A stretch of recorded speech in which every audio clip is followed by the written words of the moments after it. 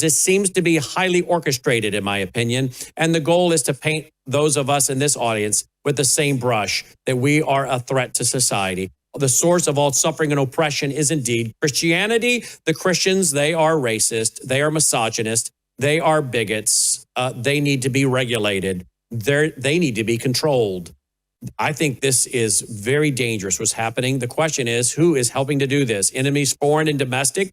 Or is it just simply spiritual warfare? People being influenced to do these things under the power of an antichrist spirit. But no doubt about it, as you heard in my commentary tonight, if you did hear it at the end of my newscast, Worldview Report, I believe it's setting the stage for a false dominant church that will give rise to the Antichrist. I wrote about it in 2016 in my book, The Coming Religious Reich. And I said, there's a lot of similarities between this growing false church and Nazism. And just as the German Christians, as they were called, dissolved their denominations and united under the Reich bishop handpicked by Adolf Hitler and gave rise to him, there's coming a fourth Reich. Another Reich is coming. The Bible describes it. That's why I taught through the book of Revelation. That's why I'm now teaching through the book of Daniel. If you don't understand this, folks, you better order my 3 commentaries set on Revelation. If you really want to understand what's coming and how to respond and to give answers to those who ask and to defend the faith that was once for all delivered to the saints, I implore you to get our 3-volume set. I say ours, our ministry. I wrote it. I spent 2 years, a year and a half teaching through it and studying, and 6 months with my editor, Jill, putting it into book format. It has now become 3 books because we don't want the binding to be too thick so they don't crack. But folks, this is why I write these books and resource people, because there is a religious Reich coming. There's a fourth Reich coming. There's a false dominant church growing that will be part of that false church that gives aid to the next coming, world leader that looks very similar to Hitler, but will be the Antichrist. So Courtenay Turner is going to join me tonight to discuss some of this. Then I'm going to be joined by Captain Udell Meyers. It's been a while since he's been with us. He's going to join us tonight to talk about SEATO. Are you familiar with SEATO, the Southeast Asian Treaty Organization from the 1950s? Why is this important to talk about, particularly in relation to Vietnam and the Trump administration's outreach economically to Vietnam? We'll talk with Vietnam veteran and minister, Captain Udell Meyers. And then I'm going to be joined by Michael Weiner. There were guys like Peter Schiff warning about the 2008 crash. Others were mocking him, making bets with him that it was going to be fine. And then the 2008 crash happened. And it seems like many of the same voices are warning again, like Peter Schiff. He's warning again, and others are talking about how great it is. This is the golden age, and everyone's getting rich, but there's only a few percentage points of the population getting rich. The rest are being crushed by ever-increasing inflation and the Fed's only option, which is to print money and finance the debt. We'll get a warning tonight with a lot of historical video clips from the time right before the 2008 crash. I think you'll find this very instructive for what we're going through right now. And then I'm going to be joined by Dr. Bashima Williams, and we're going to talk about several things, including patients she has that they didn't get the COVID shot, but they had COVID. And now they're experiencing some side effects, some effects. Maybe you'll find this interesting. Dizziness, rash, several things. We'll get into that tonight with Dr. Bashima Williams. All right. As always, we're brought to you by you. So please consider going to worldviewtube.com/sponsors, worldviewtube.com/sponsors. I take Bella Grace each and every day, this powerful elixir with 3 powerful ingredients. Look at that hair growth. It's better than I've ever had. I look at pictures from several years ago. My hair was quite thinning. Now the widow peaks are filled in. Back here is filled in very nicely. My hands are not cracked and bleeding like they were for years and years with eczema. I haven't taken a Pepcid since December of 2023. There's so many things I can say about the collagen, the peptides cut short so your body can actually digest it. And then the astaxanthin that crosses the brain-blood barrier, takes on the free radicals. And the cat's claw that deals with the anti-inflammatory. That's the anti-inflammatory, the cat's claw. A lot of our problems are inflammation related. Leaky gut. You need collagen to have a good, healthy gut. You got leaky gut, then you get things like I did, cracked hands and bleeding hands, eczema. I'm told that's from leaky gut. I got on this good high-end collagen, my gut healed, and then my eczema went away. My hands quit cracking and bleeding. It's got over 100 clinical trials. MelissaHouseBG.com. You know I do the new me each and every day. That I swish with 2 to 3 minutes, then you can spit it out or swallow it. And within 90 seconds, you have glutathione going through your bloodstream. Glutathione naturally occurring in your body. You can't live without glutathione. There's over 165,000 studies on glutathione. Some studies show it may remove mercury and lead from your brain, helping prevent Alzheimer's, dementia, and Parkinson's. Glutathione with new me. And then, you know, I take the Gatatana each and every day, half a scoop. Dolly, I take a full scoop, sorry. Dolly gets half a scoop, the pet product. There's the pet product. I take this one over here on the far left, right there. Those of you who maybe have a more serious health issue or do a lot of exercise might want to do the Gatatana with the Etrasod in it. You can find out about it all at worldviewtube.com/sponsors, worldviewtube.com/sponsors. Of course, Worldview Talk, your solar generators, your satellite phones, your bulletproof backpacks, and so much more. All of our great sponsors are right there, worldviewtalk.com. Now, folks, before we go to Courtenay Turner, I have to tell you, my heart is going out for these poor people in Venezuela. The scenes coming out of Venezuela are so heartbreaking. Here is something from the New York Post. Watch and listen to this, folks. It's troubling. Pray for the people. Yeah, it is distressing content. 2 earthquakes to back. Look at that, folks. 2 massive earthquakes. They're saying perhaps tens of thousands of people are dead in Venezuela from 2 powerful earthquakes last night, yesterday afternoon. Absolutely heartbreaking. Pray for these folks. Many people are trapped. People are looking for family members. There are many, many people that we're told are dead. The body count is going up. Very troubling pictures out of Venezuela tonight. Pull that down, guys. Let me go to another one. Let me go to another shot here we have. Here is a group pulling a baby out. Look at this. Look at that.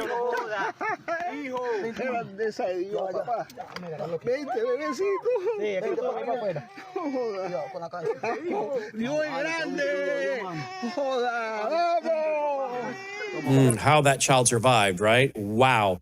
We also have footage coming in of people rescuing pets. But first, take a look at this. The picture before and the picture after of this building that collapsed. Incredible footage.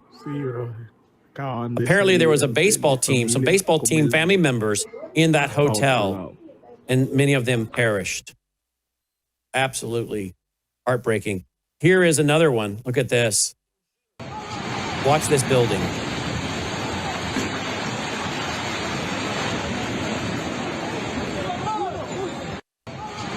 Absolutely incredible. We'll keep you posted. This is coming out again out of Venezuela.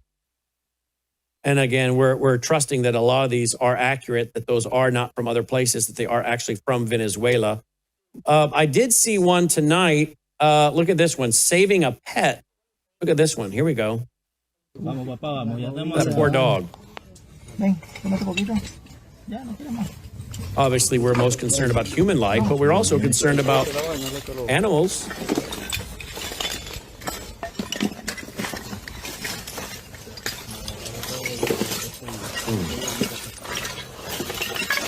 Pray for those rescue workers. Can you imagine, folks, what they're coming across? They got him out, or her. Look at that. Oh, I prefer this one at the end. Look at that. Look at that. Oh, let me go there. Right there. Wow.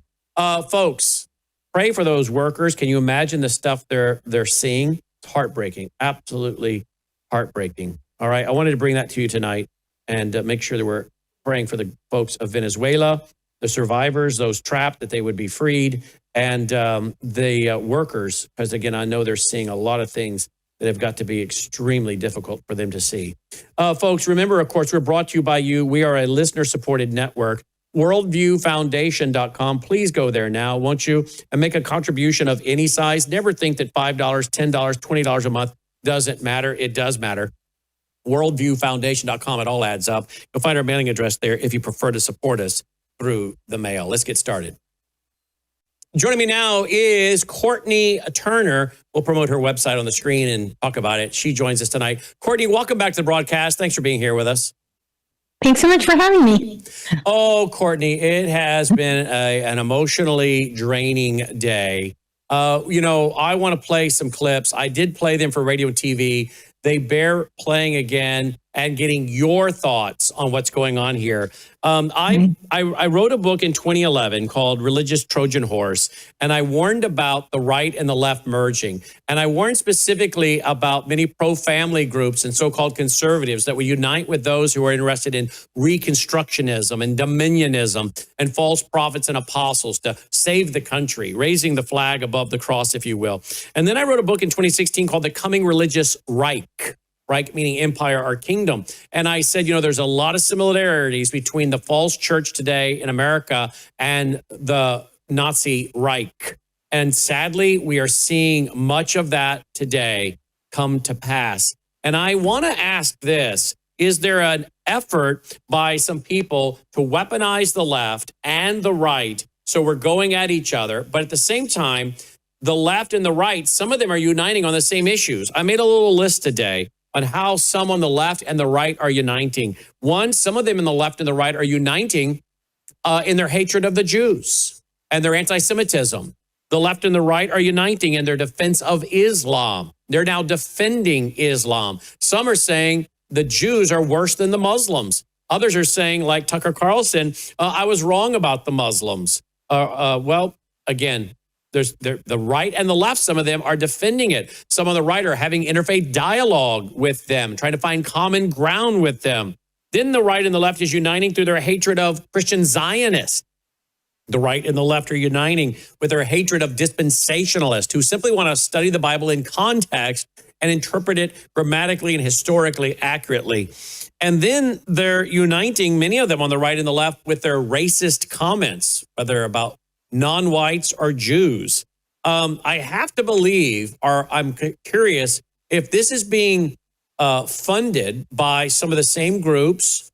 I think spiritually it's being orchestrated by Satan, but I have to wonder if the goal isn't to fund both sides, create this conflict, and trap the Christians with that pincher strategy in the middle, but also to say, oh my, look at the extremism on the left. Look at the extremism on the right.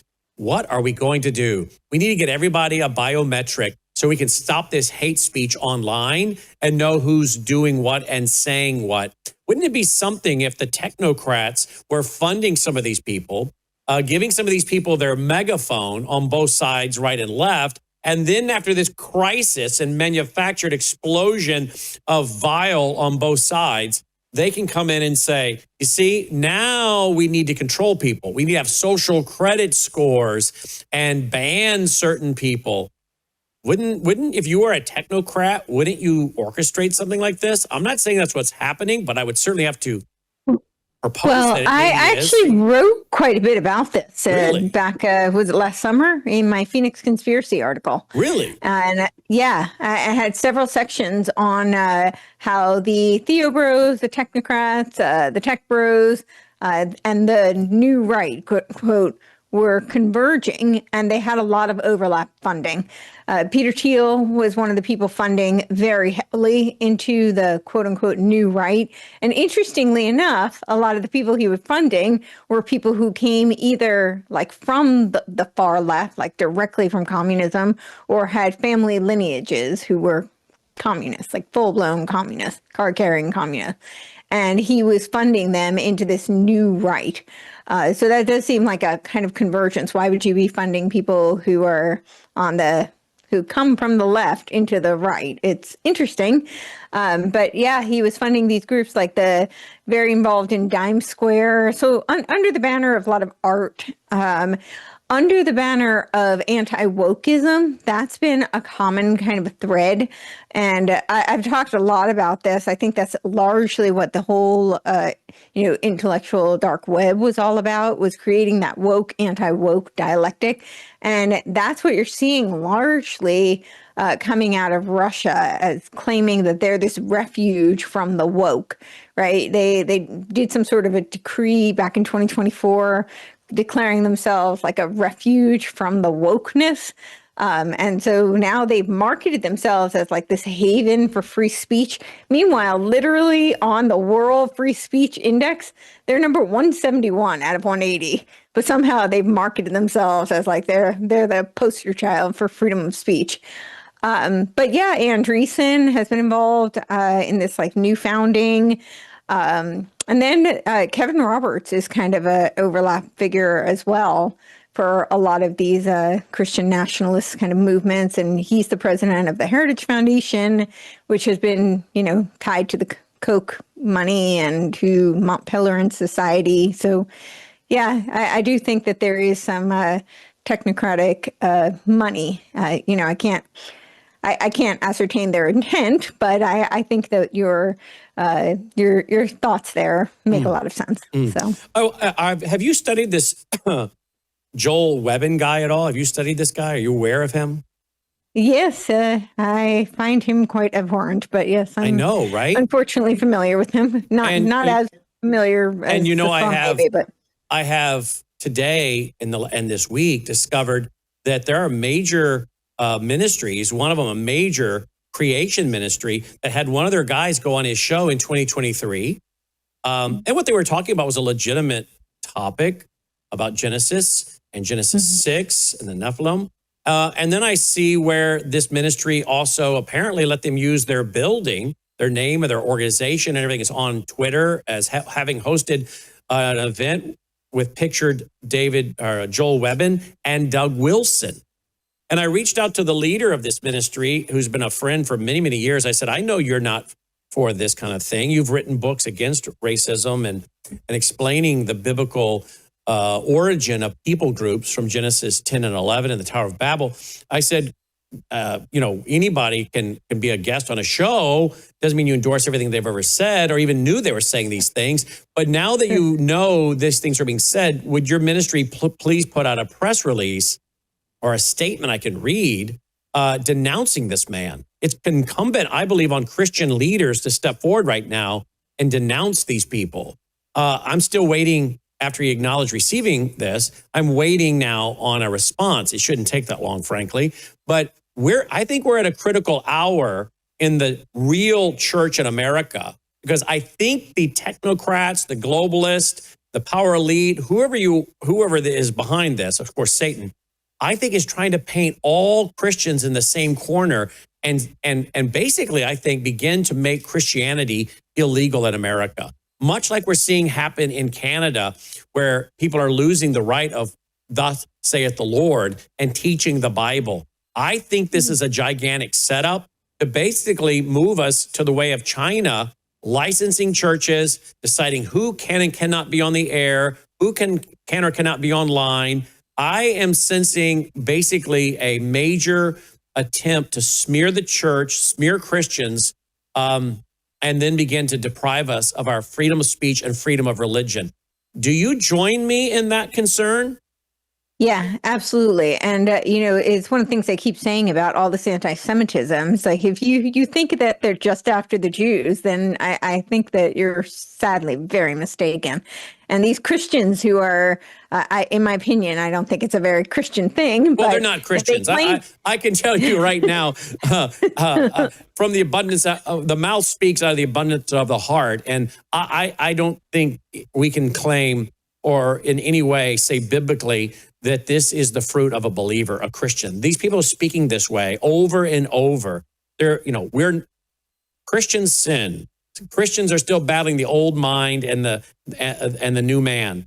But they don't embrace certain things. And one of them isn't what we're hearing from these guys. These have all the hallmarks of hirelings, Antichrist people, spirit of Antichrist. I don't think these people, in fact, I think we have to say biblically, theologically, according to God's standard, these people are not Christians. They are false teachers, and they are, according to the Bible, to be marked.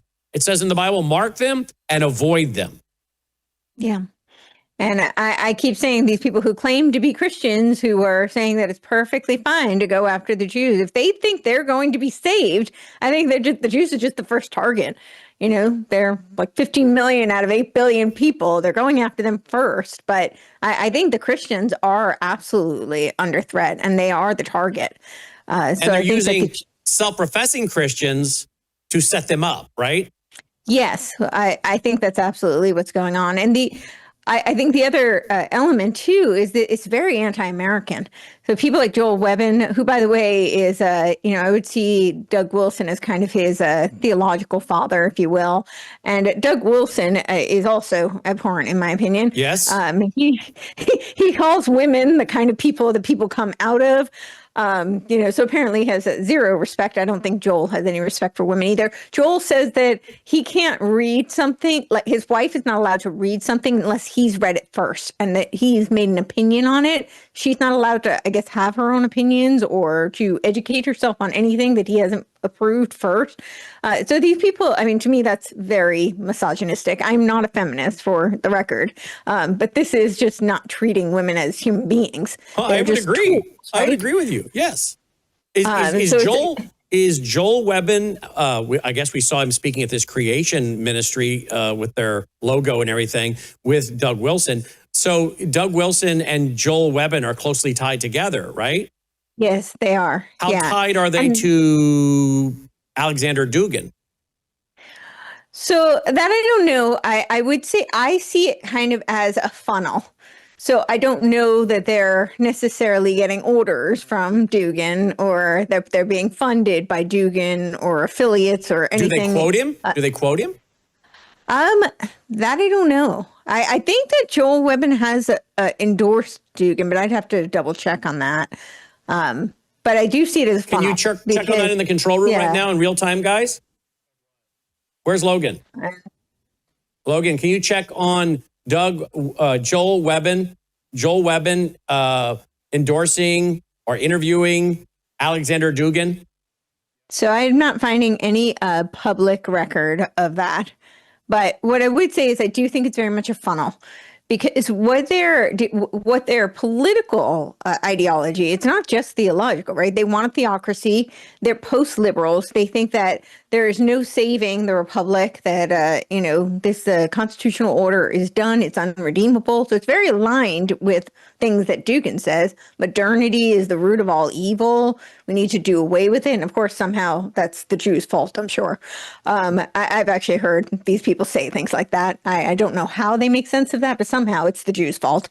And so, but it becomes a funnel, right? Because if they're not able to preserve the constitutional order, if there's nothing salvageable about modernity and about the United States of America, there's nothing redeemable. And the whole Enlightenment project, which, by the way, was not a monolith at all, but they make it seem as if it were. That's the narrative that they put forth. If that's true, then they're presenting, the sacred order becomes the refuge, right? The Russian sacred order, because it's a moral, Christian, that's the claim. Although, I mean, I've read the documents and they use Christianity. It's more of a operational usage of Christianity. Theirs is an Eastern Orthodox Christianity, but even so, it's operational as opposed to truly being, what they proclaim. And they're very much aligned on many things. So I think it ends up becoming a funnel. although I can't see any record of them actually endorsing Dugin, but I do see it as being conducive. And that's really how Russian active measures work. They're very, very sophisticated and they're very, very clever. They don't need to fund these people. They don't need to align with these people. What they need to do is amplify them. So they could take a platform. This is not an accusation. This is just, let's just hypothetically say that someone like Tucker, who has a huge platform, I'm not making the claim that this is what's happening because I don't have the receipts to prove it, but you can just see a hypothetical situation. Or we could take something that was actually already, really happened, like Tenet Media. We know Tenet Media was funded by Russian state, right? We know that that was a Russian intelligence operation. They were funding for propaganda. We can't assume anything else, right? Why else were they funding these American and Western podcasters? But these people had a big platform. So you can see like these various podcasters, big platform, maybe Tucker, and now they elevate certain personalities like Joel Webbin or like Alexander Dugin. So they become kind of a legitimizer, right? They're just asking questions, and these questions are totally legitimate. I mean, we're just concerned about foreign policy, and we're just, we just want to know what's responsible for what's happening today. And it becomes its own source of gnosis, essentially, these kinds of conspiracy theories. And I have such a problem with it because conspiracies do actually exist. And so now it's like any conspiracy theory is just totally delegitimized, but conspiracies do actually exist. But every time convergence will beat conspiracy, always, because the reason for it is because most of the time it's incentives, right?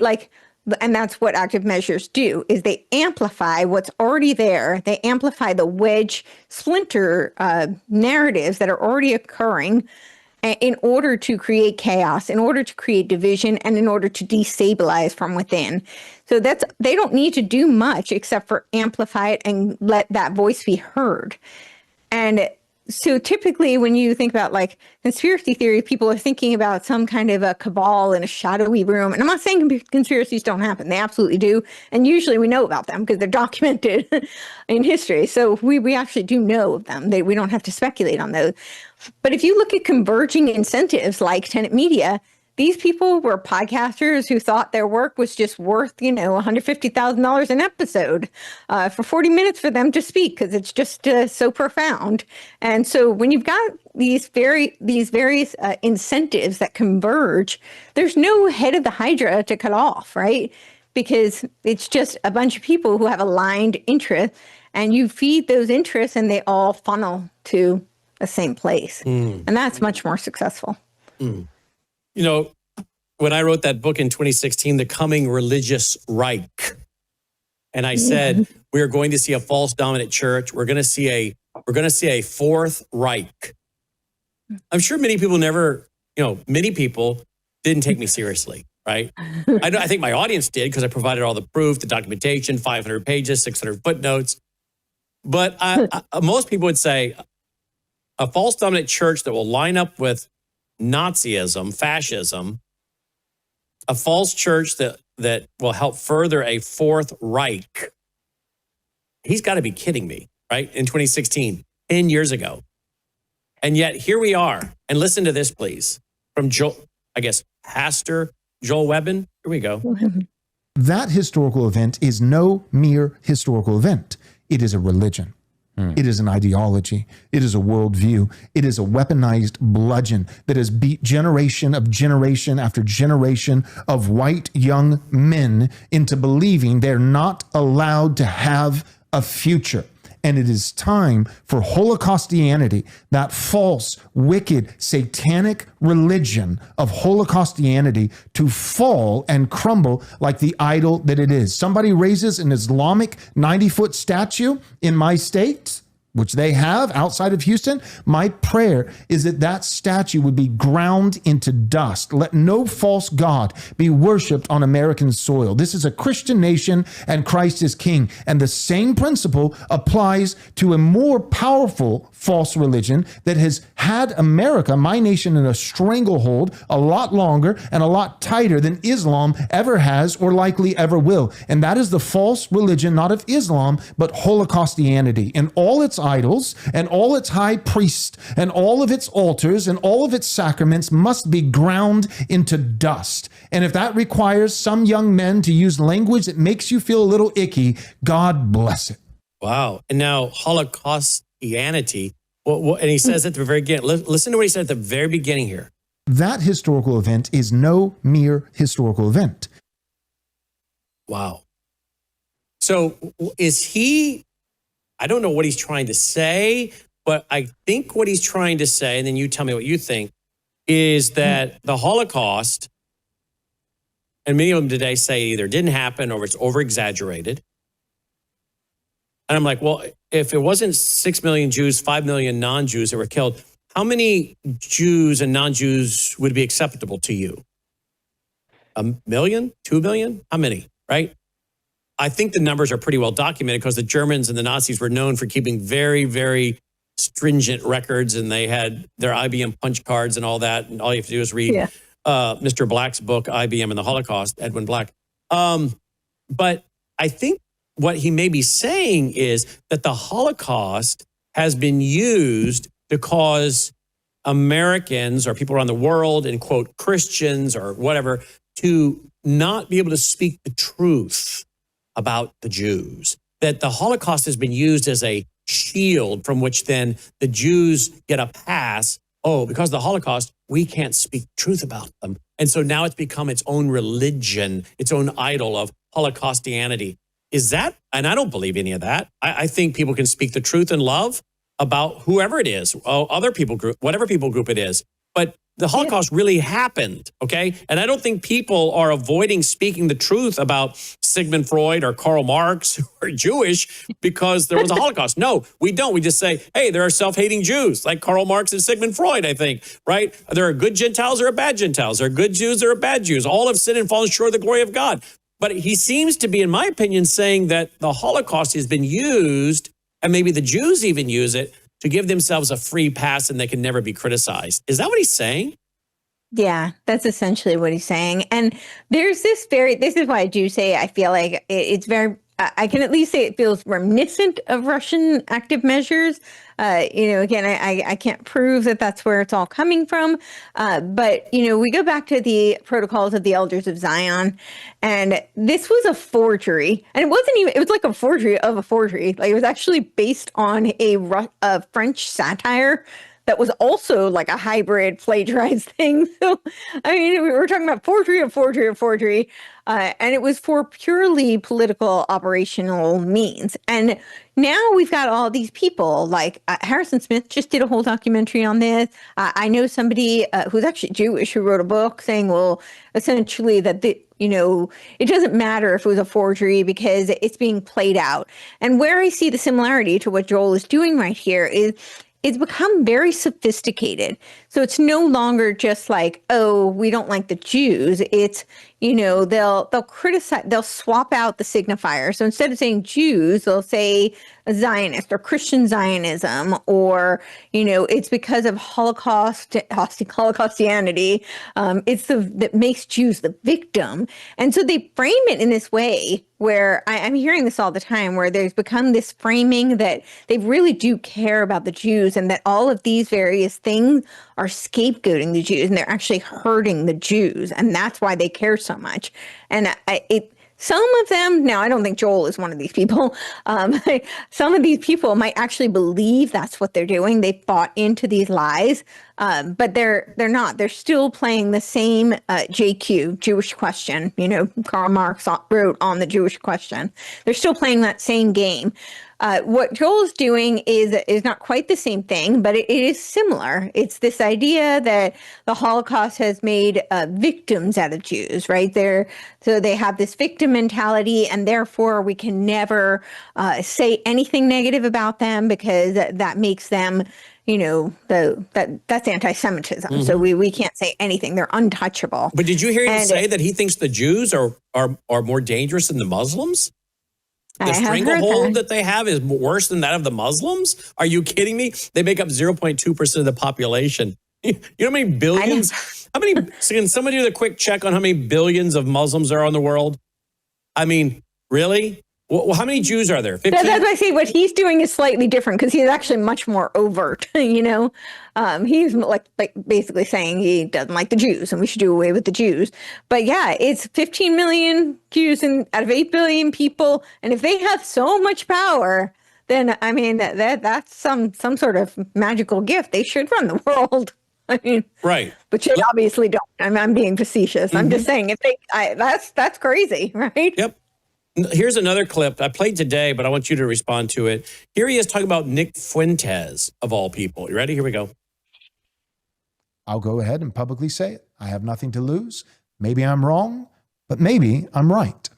I believe Nick Fuentes will one day either be president or at minimum a quintessential kingmaker with such profound influence that whoever is president won't be able to get there without Nick's support. And if a man really is that significant, if he actually has that kind of momentum, then it behooves us to hear him out. For better or for worse, what does he actually think? And so, in this one-stop shop 10-part series, we get to the bottom of the core tenets of his convictions and beliefs about everything right now in America that seems to matter most. All right, there you go. So we're going to praise Nick Fuentes because, after all, he's so consequential that one day he will be president or a king maker. So there we go. Now that he goes on to have... I tell you about Nick Fuentes because I have personal experience here. So this was back in, I guess it was 2020, and it was... he was doing his AFPAC, and so AFPAC was right next to CPAC, and I was going to CPAC, and so his brand is America First. I didn't know then what I know now, so I know the history of America First now. So I have a very different perspective, but you don't know what you don't know until you know. And so I was super excited. Wow, America First. It's right next, like basically next door. The whole thing was a fiasco. I actually ended up having to pay for it twice. That's a whole separate story, but it was either very corrupt or very poorly run. Neither is anything to brag about. But I got there, and the whole audience is pretty much these very young incels. There's almost no women there. The one other woman that I could see, there might have been others, but I really only saw one other. She happened to be at my table, and she had a young son who dragged her there. And and of course there was, the whole spectacle that is public. People will remember with Marjorie Taylor Greene and, Stu Peters and all of that. But I literally started crying, like bawling, because it was so anti-Semitic. And I remember messaging my, now husband then, and he was so patient with me because he said to me, okay, well, if you want to go, he let me really learn a lot of these things on my own. But he said, if you want to go, he said, you're going to learn all about the groypers. I'm like, what are groypers? I mean, I really had no idea. And it was horrifying. It was really horrifying because this was a huge movement from what I could tell. And a lot of big players at that time who were, rising on the political scene. And it was like going to a Nazi rally. Gosh. Yeah. Wow. Was Nick Fuentes there in the room? Yeah, Nick Fuentes was there. Yeah. In fact, I think I saw him when I was trying to deal with the fact they were charging me twice. He was like right up front. Well, here he is. Here is Joel Webbin with Nick Fuentes. Here we go. We are blacks, Jews, and whites. What does Nick Fuentes think about race? Well, as far as race is concerned, obviously very touchy subject, big subject. I would say that race is real. I would call myself a race realist is where I would start because I think that on the right now, even maybe more than the left, we have come to this consensus that race is not real. Right. And the message that's pushed is colorblindness is supposed to be the way that we look at each other and the way that we govern the country. But I think that's a mistake. The reality is that race is a biological phenomenon. It's a genetic phenomenon. And there's this narrative people talk about, or a word that people use. They say that race is skin deep. And when we talk about racial differences or racial disparities or racial politics, people like to say things like, well, why should the color of a person's skin matter? And I think the record of the past 60 years in America with the Civil Rights Act, with the multiracial politics, is that we know that for a fact, race is not just skin deep. It's not just different shades of different colors. To the extent that there are different colors, it's a result of a genetic biological difference. And it does reflect other genetic biological differences in appearance, in behavior, in culture, in mindset. And that, I think, is at the center. That question is at the center of politics today as America has become a multiracial nation, is a country with all these different fundamentally people living together. How exactly are we going to get along, and how great are the differences, and what are they? Right. I've heard some people say, what if it was the contents of character all along? So race is not skin deep. Race goes to the issue of behavior and mindset. That sounds like Charles Darwin, who wrote a book, and they don't like to talk about the subtitle, was the selection of the inferior races, right? Yes. The origins of species on most favored races. Mm-hmm. I mean, that is just pure racism. I mean, that is, this is where we go back to the early 1900s or 1900 exactly, with the human zoos in St. Louis, putting blacks from Africa, bringing them here, tribal people, and putting them behind cages and on display at the zoo in 1900 in St. Louis, the World's Fair. Are you aware of this at all, Courtney? No. You're not aware of this? You're not aware of this? Oh, how did I wow. miss this? Oh, I've done so many programs on it. I'm glad to find something that you finally don't know, because you know everything.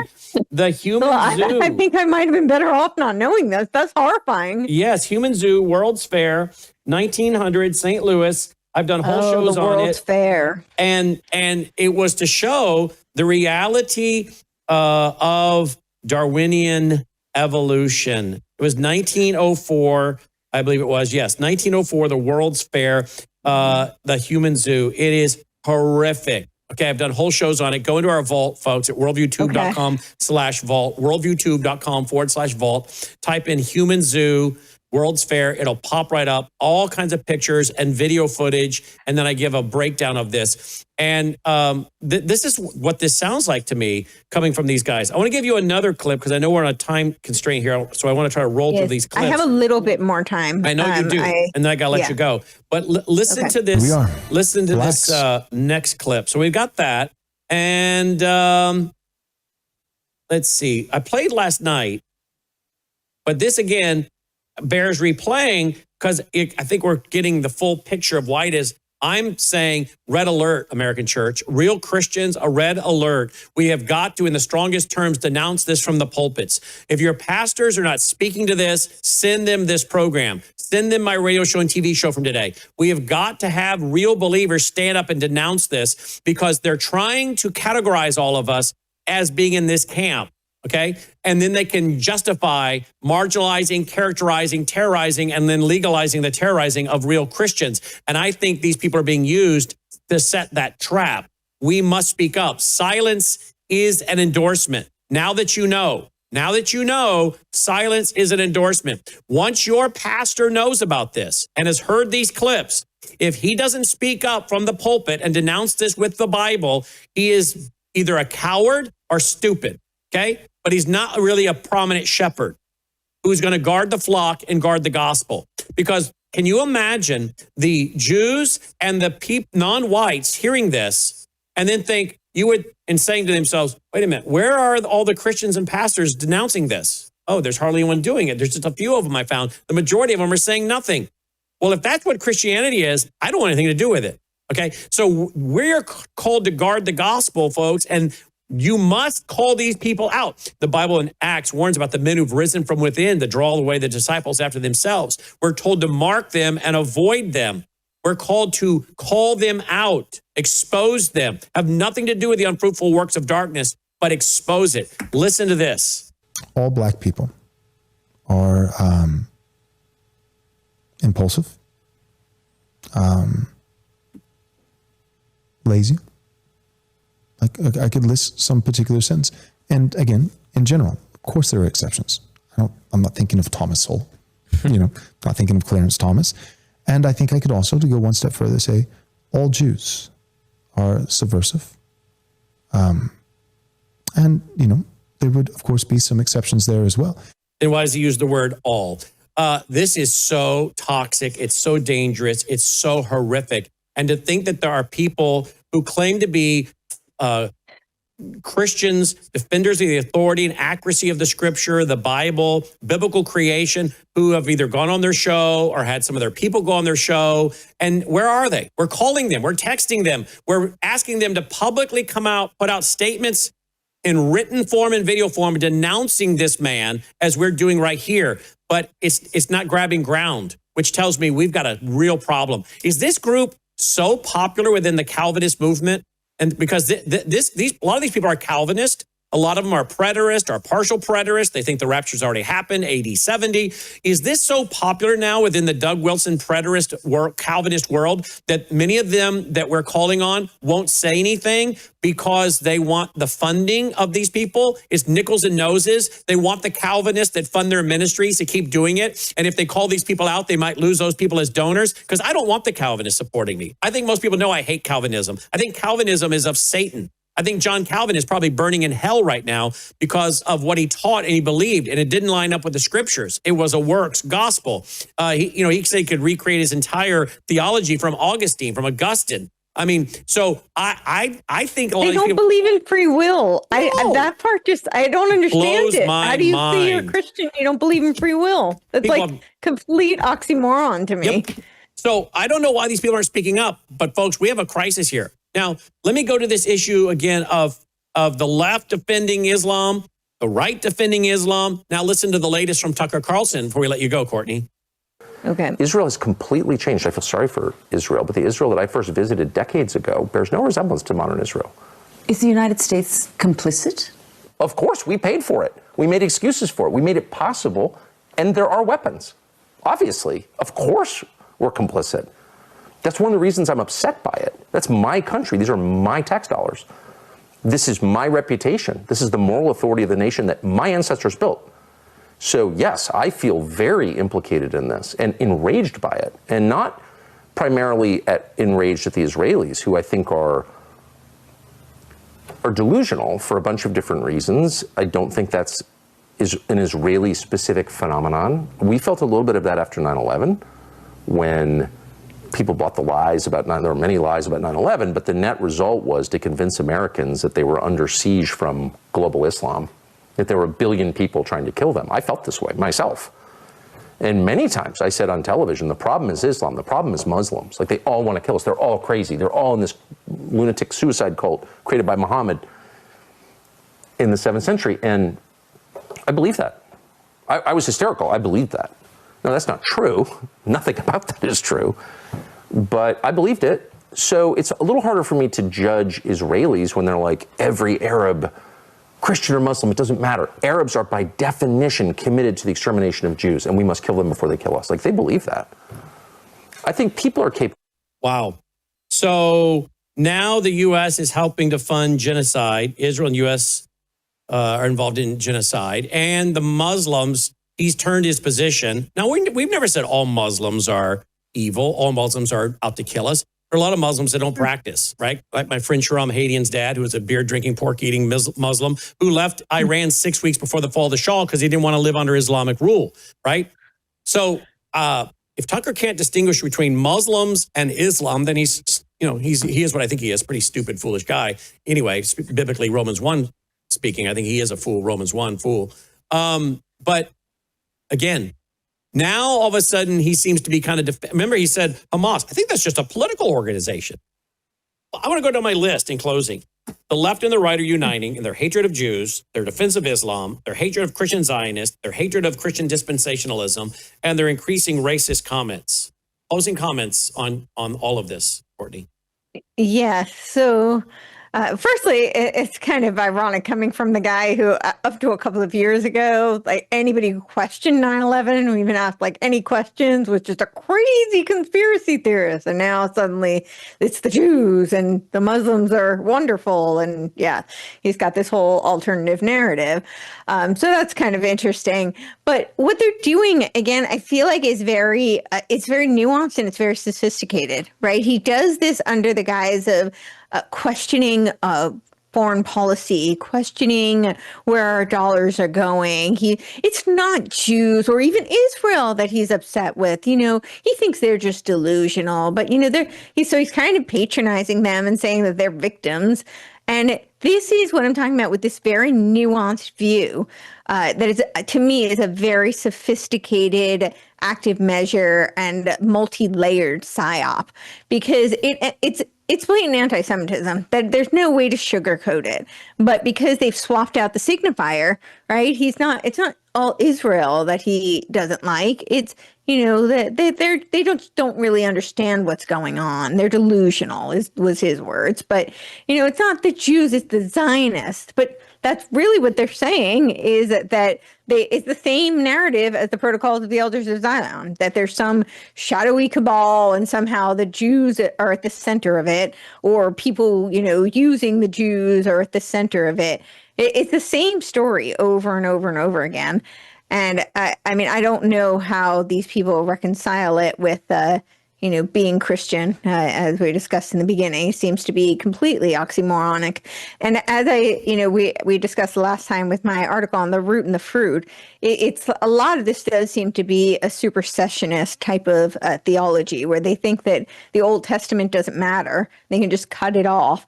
But there is no New Testament without the Old Testament. It's like that's the whole point, is that it's the fulfillment. If Jesus isn't redeeming anything, then what is he doing, right? So it doesn't actually make any logical sense, let alone theological sense, and certainly it doesn't make metaphysical sense. So I think that what's going on here is very, very dangerous, and this whole now justifying Islam, and of course it's not all Muslims and certainly not all Arabs, but there is a red-green alliance that's historically documented that seems to be growing and advancing. People should be aware of it. It is dangerous. This is a threat. And there is also, and I wrote about this in the Phoenix Conspiracy, there is a convergence between the Sharia and technocracy, because there's many elements of Sharia that are very conducive to technocracy. They're both autocratic. They're both, top-down kinds of systems. They both run on asset-based economies. It is actually the Muslim world that is the leader right now in fintech. We're seeing all of these deals right now that are going on that are coming from the Gulf sovereign wealth funds. So I don't think that these things are separate. I think there's a lot of convergence going on. I'm not saying that there's a single hand that's manipulating all of it, but I do think a lot of these things are converging, and we should be looking out for it. Oh, Courtenay Turner, Courtenay, Courtenay,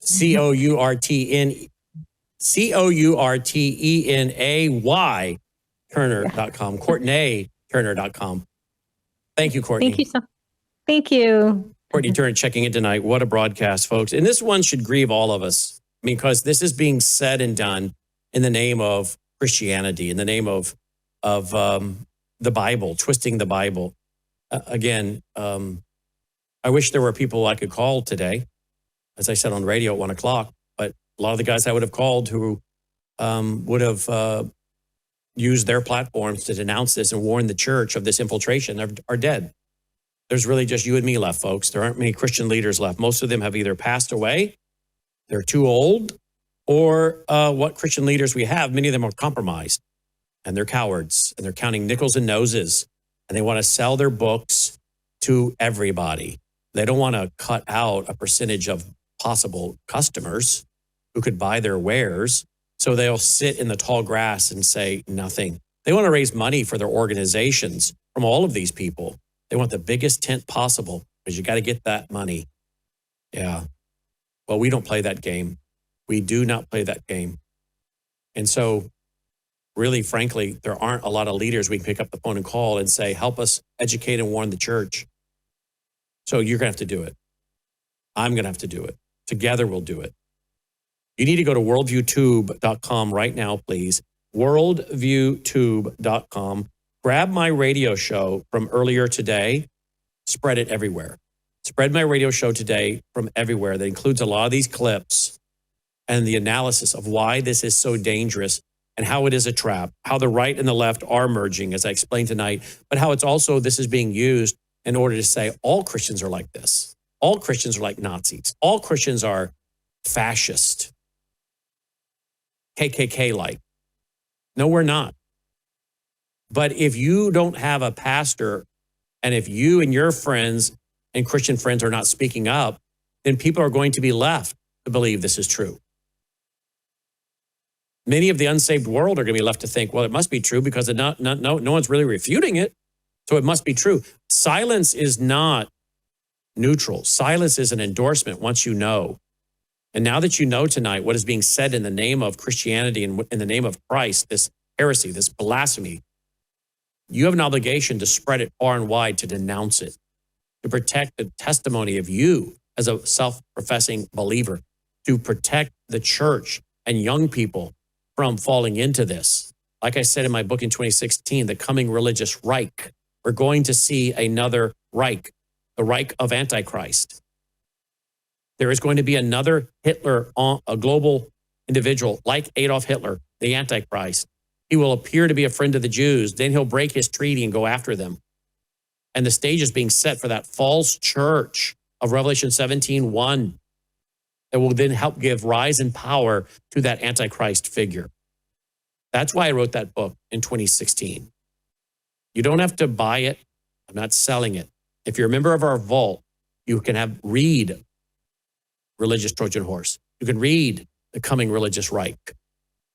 It's there as a PDF at worldviewtube.com/vault, worldviewtube.com/vault. We'll be right back after this break. Take a look at the water you just poured. It looks clean. It tastes fine. But what's really in it? Lead, fluoride, arsenic, chlorine, pesticides, PFAS forever chemicals, pharmaceutical residues, and bacteria. Every single day, these toxins flow straight from your tap into your glass, into your family. It's time for Sentry H2O from Worldview Water. Sentry H2O is the ultimate water treatment technology, designed to remove harmful toxins, balance your water's pH, and enrich it with essential minerals like calcium and magnesium, the way nature intended. From commercial scale systems to whole house filtration to crisp, delicious drinking water right at your kitchen sink and shower, Sentry H2O delivers cleaner, healthier water everywhere you need it. No plumber, no tools, no plumbing knowledge required. Perfect for homes, apartments, rentals, RVs, refrigerators, and more. Because everyone deserves access to clean, healthy water. Visit worldviewwater.net. That's worldviewwater.net. Joining me now is Michael Weiner. The 2008 crash, remember that, guys? Well, it's coming again.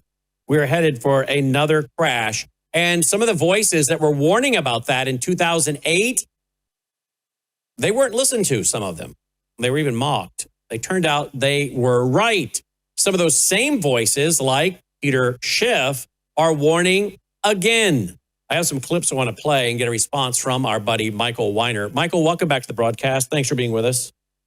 Thank you very much. We also have clips on people who didn't warn you. Wow. Okay. That's really interesting. That's really, it's shocking to see right now how people are not really realizing in 2008, and we're going to have some clips there of some people who literally months before the crash didn't tell anybody anything. They were just saying everything's fine, everything's great. And one of them is really poignant, I think, if Logan got it, the one from Bear Stearns. The guy from Bear Stearns who goes on TV 4 months before the crash saying everything is wonderful, everything is great, don't do anything. Guess what? Bear Stearns went out of business 8 months later. He was looking for a job. Wow. Brilliant guy. Real brilliant. All right, here's the first one. Here we go, guys. Jim Cramer on CNBC's March 11th, 2008. I Okay, Peter writes, should I be worried about Bear Stearns in terms of liquidity and get my money out of there? No, no, no. Bear Stearns is fine. Do not take your money out. This is real. Look, if there's one takeaway other than a plus 400 somebody, Bear Stearns is not in trouble. I mean, if anything, they're more likely to be taken over. Don't move your money from Bear. That's just being silly. Don't be silly. Okay, just so you get a sense of what's causing the agony by this point, I know you've been talking about it. It's financials led by Bear Stearns after what essentially is a bailout from the Fed. Bear Stearns shares are down 90% this morning, and it's not just Bear. Pretty much every single bank is plunging in early trade this morning. Lehman, which is very similar to Bear and its reliance on fixed income, is down nearly 30%. You have big names like Goldman Sachs down 8%, Citigroup down 8%. So it is pain across the board this morning, and as you know, it all emanates from the shock this weekend that J.P. Morgan, along with the Fed, was going to be bailing out Bear Stearns for $2 a share. This is a stock that recently was trading at 80. Last year was trading at 160. It is the fifth biggest bank on Wall Street. It is significant in that it is establishing a price for some of these hard-to-value securities, and as you are well aware, that price is pretty much zero, and that's why you're seeing pain across the street. Now, this also... Well, there you go. Don't pull your money out of Bear. Yeah, well, the sad point is that, as I've said so many times, they don't warn you. All these geniuses, we're sitting here with genius upon genius. You watch it every day on TV. These people like little puppy dogs turn on CNBC and all the other channels, including Fox Business, and everybody says how great it is and projections for next year and based on all the statistics. And then, geez, how and why did everybody, and I don't care if they say low risk, medium risk, or high risk, people who are our clients then, thankfully loving the fact they had gold because that was going up while that was crashing, was complaining, is there any idea, Michael, what can you do? I can't get through to my broker. Well, maybe he didn't want to answer. And by the time you get through to them, you've already lost 30, 40% of your portfolio before they can liquidate you. It's absolutely insanity. Some of you lived with it. Some people had to go back to work, and I'm talking about people in their 70s. Some people that were in their 40s and had jobs literally had to go live with their parents again because they lost their homes. Just like that guy from Bear Stearns who goes on there and tells everybody it's okay. Kramer, people still watch him actually religiously every morning. He's a genius. Well, geez, if he's such a genius, why didn't he come back on and apologize? They never do. Because years ago, when I used to go on a television show on NBC, there was a guy who was on the show 3 weeks earlier. And they made a prediction that was all wrong. And then all of a sudden I saw him 3 weeks later. Before we went on the air, I said, well, wait a minute. What happened to all those people you gave that? Heck, they won't remember anyways. The reality is I've gone back to the same premise. People have to be one-dimensional. We try to warn people on literally on Worldview Weekend gives literally a stage of warning. It's a preparingness and warning to people to do something. Everything from food to telephonic, all these issues. And if you pay attention, you'll be okay. You're not going to barter in America. You're going to lose your spending power. You'll either be out on the street or you won't be going to Florida. You'll be living on a bench. This is what happened in 1933. People who lived in a nice casual neighborhood 2 months later were building a shack in a park. Literally, you've got to pay attention right now. They're going to be paying attention. They're going to Well, be right now we have 25 million adults under 35 are living with their parents. That's the Hill tonight. A record 25 million adults under 35 are living with their parents. All right, let's go to the next clip. Here we go. Peter Schiff was right. Here we go. Or not. We're going to be joined by Art Laffer. He's Chief Investment Officer of Laffer Investments and former economic advisor to President Reagan. And Peter Schiff, he's president of Euro Pacific Capital. Gentlemen, thanks for being here. Peter, I want to start with you. Although there are more and more people saying that I know these are super old clips. They're very grainy, but that's the way it is. Here we go. U.S. economy will be in a recession next year. It is still a minority position. Why do you think that a recession is coming? Just how bad is it going to be? I think it's going to be pretty bad, and whether it starts in 07 or 8, I think is immaterial, and I also think it's going to last not just for quarters, but for years.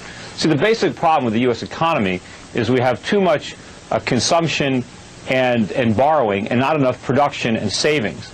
And what's going to happen is the American consumer is basically going to stop consuming and start rebuilding his savings, especially when he sees his home equity evaporate.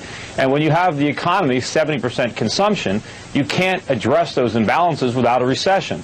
You know, rather than the recession being resisted, it should really be embraced, because the disease is all this debt-financed consumption. The cure is that we stop consuming and start saving and producing again, and that's a recession. And sometimes, you know, medicine tastes bad, but you got to swallow it. Art Laffer, you hear him? He says the consumer is going to slow down in order to rebuild the savings.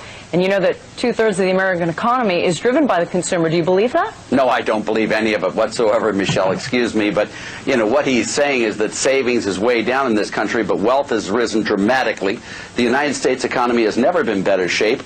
There is no tax increase coming in the next couple of years. Monetary policy is spectacular. We have freer trade than ever before. And not only that, but there are no incomes policies things here. I think Peter's just totally off base, and I don't think it's going to be, I mean, I just don't know where he's getting his stuff. Well, one of us is off base, but it's definitely not me. I mean, it's not wealth that's increased in the last few years. We haven't increased our productive capacity. All that's increased is the paper values of our stocks and real estate. But that's not real wealth, no more than the NASDAQ was wealth. When you see the stock market come down and the real estate bubble burst, all that phony wealth is going to evaporate. And all that's going to be left is all the debt that we accumulated to foreigners. Peter, I'm going to take a bet with you on this one. I'll bet you a penny on this one that if you'll sign a letter saying that if you're wrong, you'll sign a letter that you were wrong to me in this, but you're just way off base. There is nothing out there that tells us we're going to have a nice slowdown, but it's not going to be a crash. Let me ask you this. Wow. There you go. Turned out Peter Schiff was right about the 2008 crash. Now, this again, so I understand, this was before the 2008 crash, and he turned out to be right, didn't he? And not only, the big thing here is not only Peter was right, and quite frankly, I was right then when I was saying, and I was getting harassed. I actually had financial advisors calling me up and threatening me because I was scaring people. Boy, you know, I wonder what happened to those idiots. But more importantly, what's really interesting here is not the fact that Peter was right, because Peter is a dear friend. He's also very right. He's right now. He's calling for $10,000 gold. But what Art Laffer was totally 100% wrong. That was 2007, ladies and gentlemen. 11 months before that happened, before people literally were bombarded with loss and lost businesses and homes, and we almost lost the banking industry. We lost stock. We lost Merrill Lynch, went broke. They were bought by B of A. Bear Stearns went broke. They were out of business. Shearson went broke. They were out of business. Yet Art Laffer is saying the next 2 years are going to be rosy-posy. Well, guess what, Art? Art was wrong. And guess what also? Art's back on TV. He's on these financial channels, and he's saying the same thing right now. Everything is great. Everything is wonderful. And then what happens when it collapses? I don't see them coming back on TV and apologizing. My position is this is your money, and you are looking at $40 trillion in debt that has to be paid. If you have a credit card bill and you let it sit on the table and don't deal with it, ultimately, you are going to be literally smashed. And we're looking right now at socialism growing in America. And it's because young people who are not influenced by their parents with good Christian backgrounds, because they hate Christianity. Socialists only believe in believing in them, not in religion. They're sitting back right now and being told don't do anything. We have a financial system that when they take it over, and people have to realize right now we're laughing. Oh, yeah, Mendani. Everybody thought it was funny when he was running. I call him Bozo Face because he's smiling all the time. At the end of it, he won the mayorship, didn't he? Now he's sitting back trying to change Washington, D.C. to being run by a socialist mayor, the nation's capital. The reality is, if these people, just like with Hitler, when Hitler first took over in Germany, we thought nothing of it. We better be concerned. We better be alert. We better pay attention. Because if these people get control of this country, you will not own anything. Socialism, you own nothing. The government does. So the only thing you will have will be your gold. Here we go. Another clip. Yeah, Wow. but this is exactly what Mike Weiner has been saying and Brandon House for years here on television. For all of you people tonight to wake up, Cramer is quoted by all your financial advisors every single day. All of your advisors go to CNBC. He's the man. He's on there. Now let's discuss it. He turned around and was asked, this guy, John, he did a phenomenal job. What he showed is he was saying on the show that he needed money for his fund, so he created activity. It didn't cost a lot of money, and he created a fake situation in order to make money and save his fund. But he didn't answer it. And what he didn't say also was when he made mistakes. Well, I'm not always perfect. I make mistakes. But he never admits it. He doesn't go on the air and say, yesterday I said this and be worried about that. Or 2 months later, I said this, I did maybe. You're going to see the same stuff every day until it happens. And then they will tell you to hang on, it'll come back. We listen to the same garbage. It's smoke and mirrors. Reality is the stock market used to be a real place before all the backdoor money started with mutual funds and all the other funds and all the other hedge funds. Fun.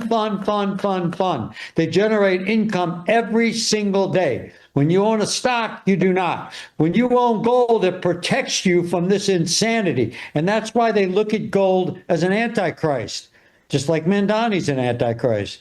These people, I believe he's an antichrist. But they literally are afraid of it because of the fact it's a one-way trip. They can't play any games. They can't manipulate it. You own it. You control it. That's why it's so desperately important to make sure you protect part of your portfolio and something they can't get to. How many times have you turned on, and I sit back when I have breakfast every morning at my club, and everybody, I laugh at it. They're all, I would like to watch cartoons. They're watching CNBC, and these guys go up there and say whatever's necessary to make a duck a dog. That's what they do. And they sit back and they pitch this stuff. And then the next day they assume you didn't get it. So you're going to sit back and keep pitching it. And that's exactly what they were talking about on the Daily Show right here. This is legitimately exactly correct. I mean, what cartoons do you prefer? The audience wants to know, what cartoons does Mike Weiner like? Do you like Scooby-Doo? You like the Jetsons? What do you like? I'd probably go with Mickey Mouse. You know, that at least is as benign as you can get. All right. Well, Dolly likes Scooby-Doo for obvious reasons. Well, she likes Mickey Mouse too. You really know. Her and I talk all the time. So. Should we go to the Dolly cam? She's intrigued by your interview tonight, Logan. I mean, Michael. She's intrigued by this. She's paying attention. He's trying to move the robotic camera around to get a shot of Dolly. In the meantime, make sure you go here, worldviewgold.com. It seems as though history is repeating itself, folks. And again, your financial planners are listening to the people that told you everything was fine, and then the crash of 2008 happened. It's sad because how many years did it take most of those people to get back to being even, Michael? 4 or 5 years, and some never got back. And we ought to mention that. Yeah, there show she is. She's paying rapt attention. She's sawing logs over there, but keep going. I'll send her. I'll call her. But in any event, in all seriousness, that show that you played, well, I think it was from 2007 or 2008. That wasn't a recent show. And my question to Mr. Cramer is, why haven't you changed? You know who Cramer's partner was years ago, ladies and gentlemen? Kudlow. What channel is he on? Wow. Okay. I mean, these people have no morality. In your opinion. You better add the word "in your opinion." In my opinion. Sorry about that. I'm trying to train him as a broadcaster. That's how you got to always throw that in there. In my opinion, that helps protect you a little bit. Why did he not answer Daley's question? Why didn't he answer his question? Because what he asked him was, why did you say that you're going to manipulate things and then tell everybody else to do it because it's easy? It would appear to me to be a questionable situation.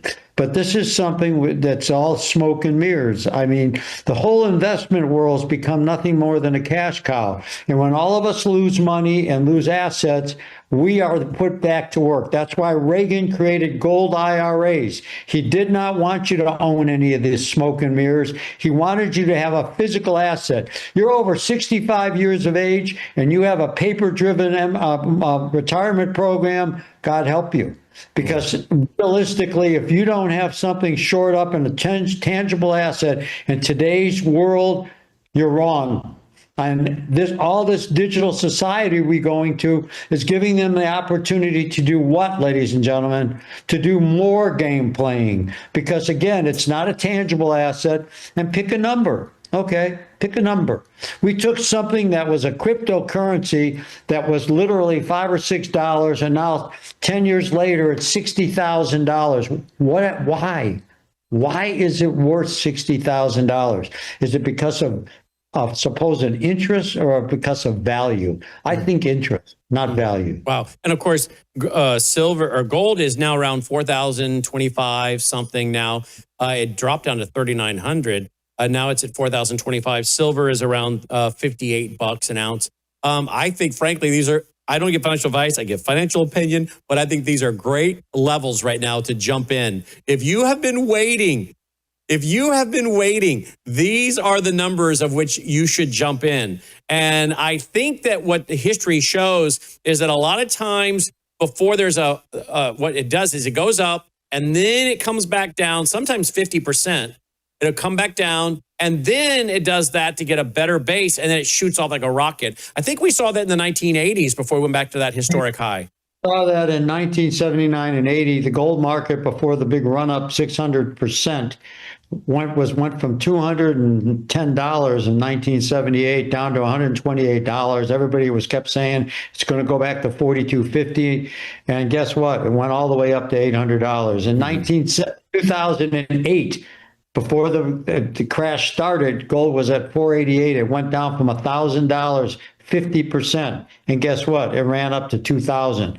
Right now, the only reason we're looking at gold corrected, and I said it before, central banks are selling off gold to meet, and it's all over the news. I'm right. They're already saying it, to sell off gold because the Middle Eastern countries do not want paper money. But now China is positioning itself in the fall to make the biggest gold purchase in history. It was announced. It was all over the news. And I guess my comment to people right now is I am not changing. Do not expect Mike Weiner to change his prediction. You're going to see some things happening at the end of the year, especially after our year end happens, that are going to be interesting. And the reason why our buddy in the Federal Reserve stayed around and didn't get lost, he didn't quit, he stayed on the Federal Reserve Board, is because of the fact of the revolt that Warsh is looking at. He's saying he's not going to raise interest rates, and all the other members are saying they are. And we're getting a mixed bit of information. That's why Jerome Powell stuck around. He is literally a Manchurian candidate. So in this environment, we got socialism. We've got an election coming up that they want to get into office.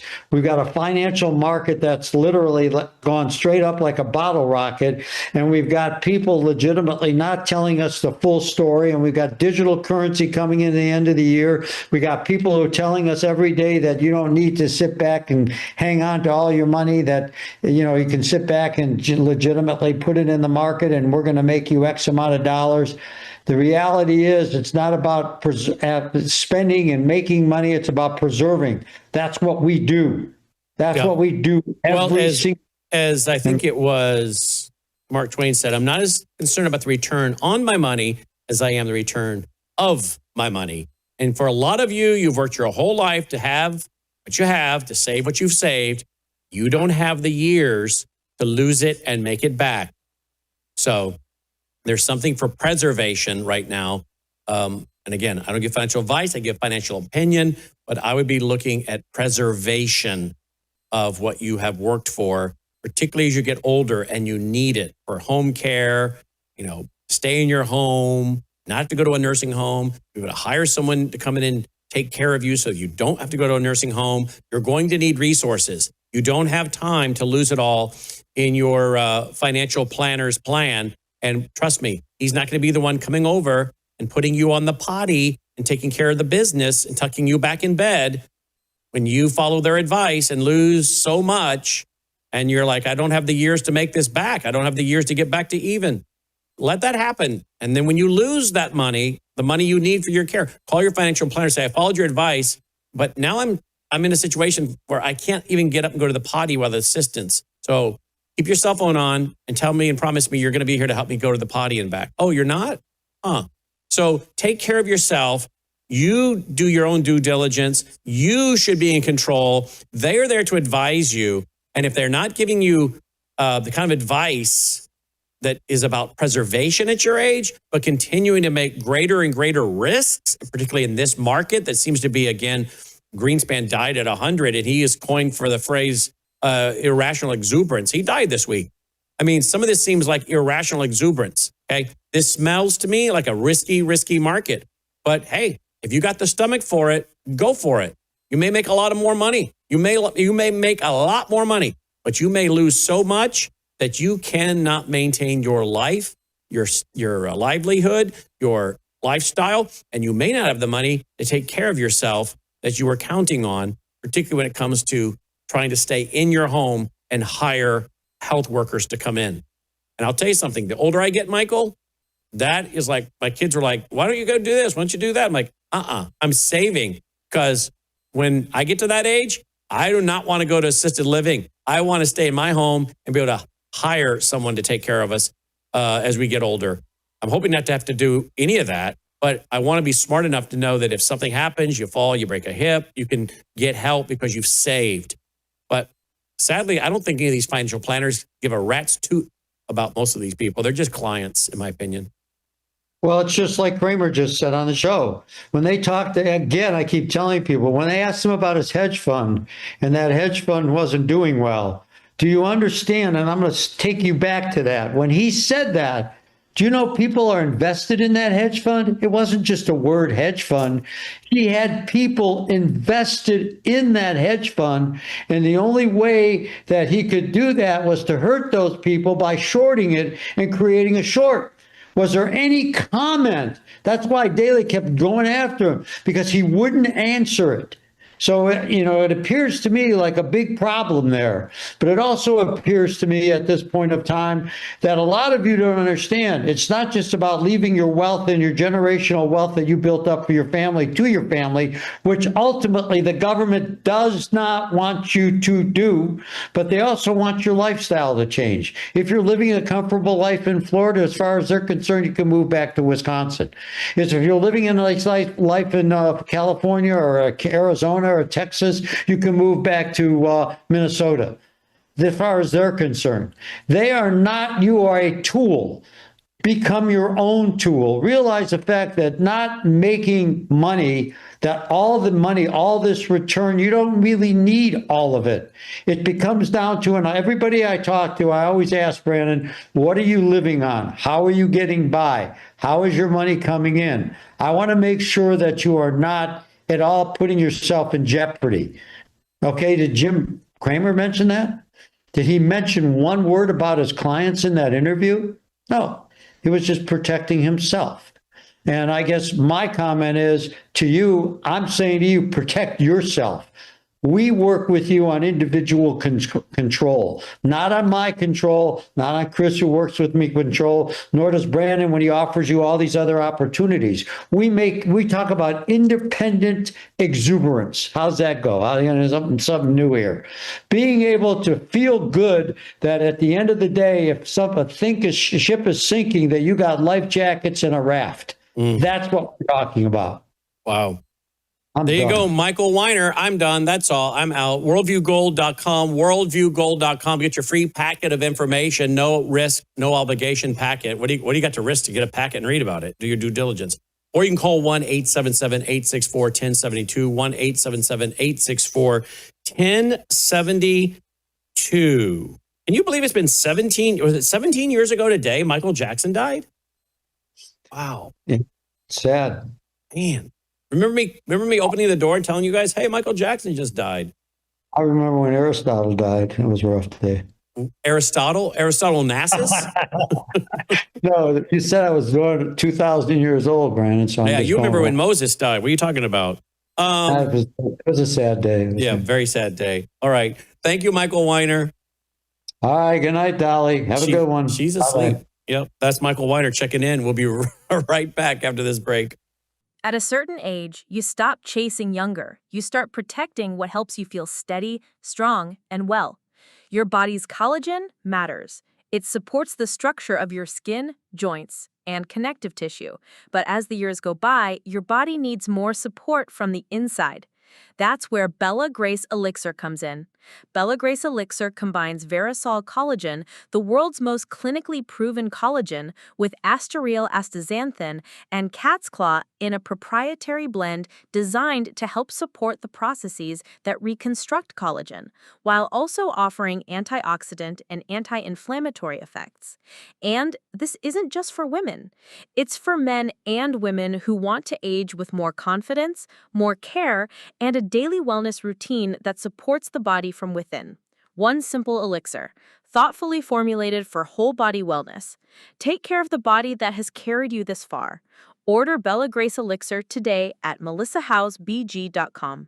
Joining me now is Captain Udell Meyers. He's been a guest on our broadcast many times in some of my documentaries and on the platform speaking at our Ozarks Worldview Weekend. He is a Vietnam vet and a man that has saw really intense combat, but he's also a guy that has been fighting communism since his very young days on the college university campus. He is about 87 years young now, and he's still going and still going. He joins us tonight to talk about something that for some of you, it'll be a new topic, Southeast Asia Treaty Organization, SEATO, I guess is how you would say it. Southeast Asia Treaty Organization. It was an international organization for collective defense in Southeast Asia, created by the Southeast Asia Collective Defense Treaty, signed in September of 1954 in Manila, the Philippines. We're going to talk about it today because it's,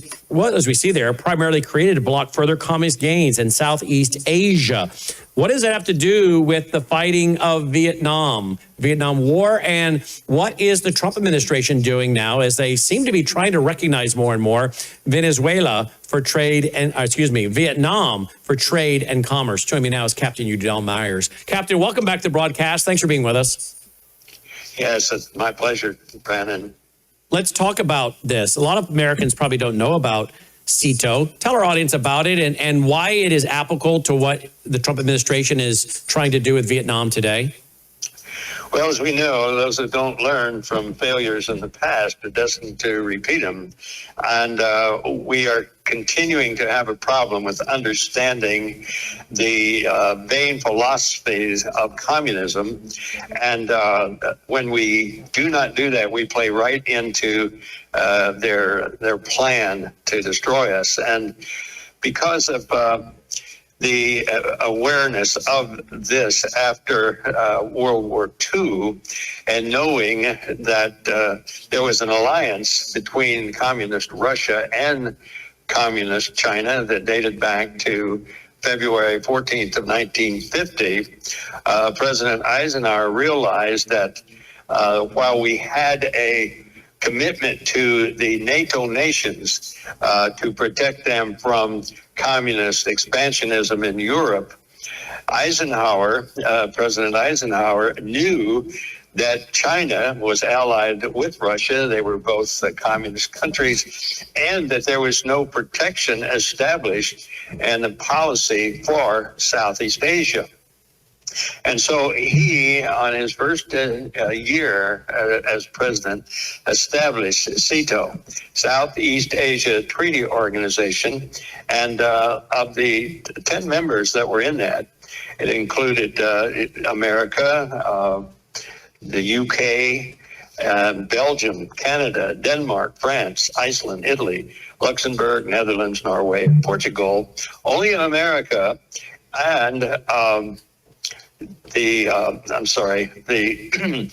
that was part of the NATO agreement, But of the nations that were in the SEATO, only the country of America and New Zealand, America, Australia, and New Zealand honored it. Now, the Philippines and Thailand, during the war, while they didn't provide military, they provided bases like Subic Bay in the Philippines and so on. Well, this was established, but people not knowing that felt that we had no reason for being there. I was speaking at a conference in Switzerland, and a German lady came up to me and she said, "Were you a Christian when you served in Vietnam?"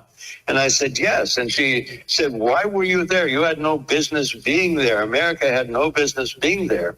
And I said, "Well, where are you from?" And she said, "I'm from Berlin."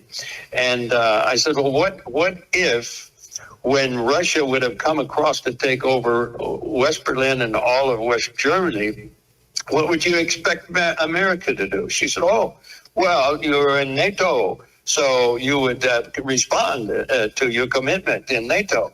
And I said, "Well, then if you expect us to do that, why wouldn't we respond to our agreement to CETO?" She said, "CETO? What is CETO?" And so her lack of understanding of that wasn't just hers. It was a lack of understanding of our commitment we had made by many people in our country. And there was a kind of a silence put on that, so that those who opposed the war and were supportive, really, of the communist agenda of China in Southeast Asia, that they didn't know about it. As I had mentioned before, back in 1958, as a college student taking American history, I was a believer. I had spiritual discernment of truth and error and sin. And I heard this professor, and he was putting down all of our American history and indoctrinating my generation of students to be opposed to what we were trying to do to stop the expansionism of communism, both in Europe and in Asia. And many of them, as a result, ended up being the student protesters of the war. So ignorance is certainly not bliss, and it continues on to this day. I've been amazed, even speaking to military people, asking why would we engage in this war in Vietnam? And they have various reasons, and they don't know about CETO. So that's something that I just feel that is very important for us to know, because there are many things about commitments we have made that others still don't know about, and it applies to our current situation. So our failure to expose communism is largely a result of abandoning a biblical worldview, a result of the loss of good and evil, calling evil good and good evil. And this goes all the way, segueing now not only from communist expansionism, but the global objective of Islam to not just destroy Israel, but to take over and conquest of the entire world. Now, we know, for instance, of the alliance with Russia and China, with Iran, that they're in bed together on this as well. And not knowing the enemy has cost us so much in history, and it's costing us again now. To even think that these people will in any way compromise their objectives to coexist with us. They have no intention of doing so, but totally to control and take over. And so how does this fit with President Trump and what he's trying to do with Vietnam right now with trade and commerce? Yeah, right. Yes, thank you for that. Yes, I really was appalled that we are embracing them as though they are dependable, an ally. They are merely a puppet of China, pulling the strings and controlling what they do. And when we trade, and you know, our whole system seems to be pretty much on trading with everybody for whatever financial advantage that gives us. But our trade money is going in to build everything that they need to take us over in other nations. And so to look at Vietnam as a favored nation, even in trade, is to be supportive of communist China. It's merely a puppet of communist China. So I just think it's a lack of knowing the enemy. If we don't know the enemy, we are going to be controlled by it. So this is a concern that I have. When it comes to President Trump, and we appreciate so many of the things his administration has done, and certainly it beats the alternative of where we would be under Kamala Harris administration. Yeah, no, I agree. But what does it say, though? Because when it comes to the Trump administration, when it comes to Islam and what we're doing with nations like Qatar and praising the leader of Turkey, Erdogan, and these things, and then you add what's going on with Vietnam, I guess the point I'm trying to make is everything is not a business deal. Everything is not determined by the bottom line. It's not based on income or money. These are worldview issues, and these should be studied accordingly, separate from any economic advantage for America. Yes. Right? Yes, sir. No, that's it. That's a good takeaway, and that's a good summary of what I've been trying to get across, Brandon. And I appreciate that, because that's what I wanted to try to communicate. Now, I think that if we listen really close, a lot of what our foreign policies are today come down to the economical end of it. Certainly, our values need to be on the spiritual aspect, not just on the economical. And I think the world is so materialistic now, particularly our country has moved to value that over spiritual truth, that we're vulnerable to look at success in a financial manner. So we trade and deal with people that are only using what they get from us in that to build up their forces and their objective. I think one of the major failures is we do not understand the vain philosophies of these godless enemies that we have. And they make no bones about it. They don't pretend that they're embracing God, but a vain philosophy of men. So I think your concept on that is exactly where I would like to go with it as well. Let me switch in our final moments here to where we are as a country.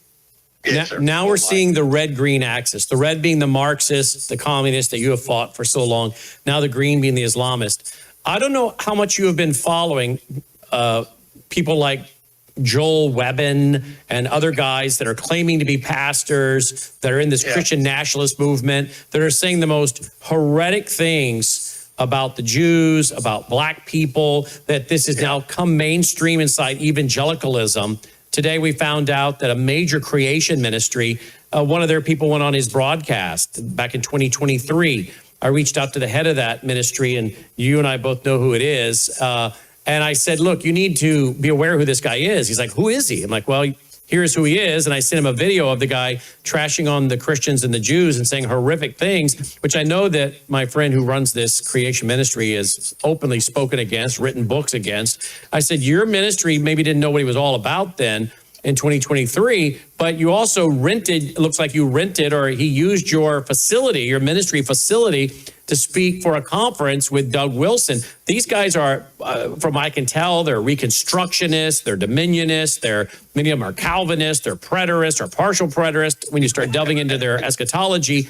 And I said, look, I think you need to now come out with a press release condemning these people biblically, because I'm afraid the church is now being backed into a corner where our enemies want to paint us all with the same brush. And I guess my question to you is, as someone who has been involved in Christian ministry, fought communism in Vietnam, but then came home and started and involved in a ministry evangelizing the military and working on America's bases for the gospel and discipleship, you have had your finger on the pulse of what's going on in the church for many, many, many decades. And there are not a lot of guys that have that. You know, I was saying today on radio and TV, Adrian Rogers is gone, right? D. James Kennedy is gone. Tim LaHaye is gone. A lot of the guys that I knew that we were, worked with or had speak for us, or we went and spoke at their groups, we would reach out to them now and ask them to help alert the church. But you're in a position at your age, 87 now, to have this understanding. Are you? I mean, I don't. Look, I've only been here 57 years, and I'm just shocked at this collapse of the church and the infiltration so easily of the quote church in America. Myself as well, but of course it has been the agenda for many years now to switch the value system to material rather than spiritual. And the biblical morality in America today, the statistics show it's only about 4% of the adults, and Gen Z only about 1%. And as we know, righteousness exalts a nation, and sin is a reproach to any people. And so shifting away from the righteousness of, according to God's word, to que sera, sera, and whatever will be, and just a dismissal, and man is his own God and determiner. But God holds his people, children of God, accountable for the moral condition of a nation. And we must call to repentance and get it right with him, and then he will forgive our sins. 2 Chronicles 7:14. We are his people. And if my people who will humble themselves and pray and seek my face and turn from their wicked ways. And so the onus is on us in the terms of standing firm on that. And American moral failure now, calling evil good and good evil in many places, is costing us dearly. Woe unto those who do that. And we are to depart from, if we depart from the faith by seducing spirits and doctrines of devils and so forth, with definitely a need for spiritual revival. I just like to encourage the listeners here to go on a search for Lincoln's proclamation of a day of humiliation, of national humiliation, fasting and prayer. And it's just amazing because, as we know, the reasons that Lincoln entered into the Civil War and then the freedom of the slaves and so forth. But they don't know that midway through there, he was so objective and looking at what we had come to this was the primary reason. And basically, he says it's a duty of nations as well, of men, to own their dependence upon the overruling power of God, to confess their sins. And he moves into a national call for our repentance. And insomuch as we know that divine law, nations like individuals subject to punishment, chastisement in the world, may we not justly fear that awful calamity that we have now as a civil war. We have been the recipients of choicest bounties of heaven. We've been preserved these many years in peace and prosperity, but we have grown in numbers, wealth, and power as no other nation ever has. But we have forgotten God. We have forgotten the gracious hand which preserved us in peace and multiplied and enriched us. And we have vainly imagined in the deceitfulness of our hearts that all these blessings were produced by some superior wisdom and virtue of our own. Intoxicated by unbroken success, we become too self-sufficient to feel the necessity of redeeming and preserving grace. Too proud to pray to God. That was in the middle. That was his realization. We're there now. We need to realize that much of what we are experiencing is a neglect of giving God the priority in his word, the authority that is to guide us as an individual and as a nation. So we're at a time like that, and I encourage people to realize that we are in a position. We're not to just be observers. We're to be active. Yes, it will bring persecution, but as Christ said, that as they persecuted me, they will persecute you. But rejoice and be exceeding glad, for greatest reward in heaven. And Peter and John, after being beaten, they went away rejoicing because they were counted worthy to suffer for his name's sake. I'm just sharing that because we got to get in the battle. We're not spectators. We are to engage. We are to be soldiers of the Lord Jesus Christ, fighting the good fight of faith. And while most of that armor is in the scripture is protection, the last is the sword of the Spirit, which is the word of God, quick and powerful and sharper than two-edged sword. So we need to not be spectators and just watching this go down, but actively engage. And don't expect that we are going to have health, wealth, and prosperity. We're going to have persecution. But blessed are those who are persecuted for righteousness' sake. So let's get in the battle and endure hardness as good soldiers and fight the good fight. Amen. I was going to say Dr. Udell Meyers, because that you'd think he'd have a doctor in theology with that, right? But it's Captain Udell Meyers. Captain Udell Meyers, great to have you on as we're just on the verge of celebrating and marking the 250th anniversary of our country. Oh my. And what a great message you just delivered for us tonight. Greet your lovely wife, and thanks for being with us tonight. Thanks, sir. God bless you, and thank you for the opportunity, Brandon. Keep on keeping on, brother, the good work, and shine the light. And I know that you have had your enemies that have tried to silence you, but they can't.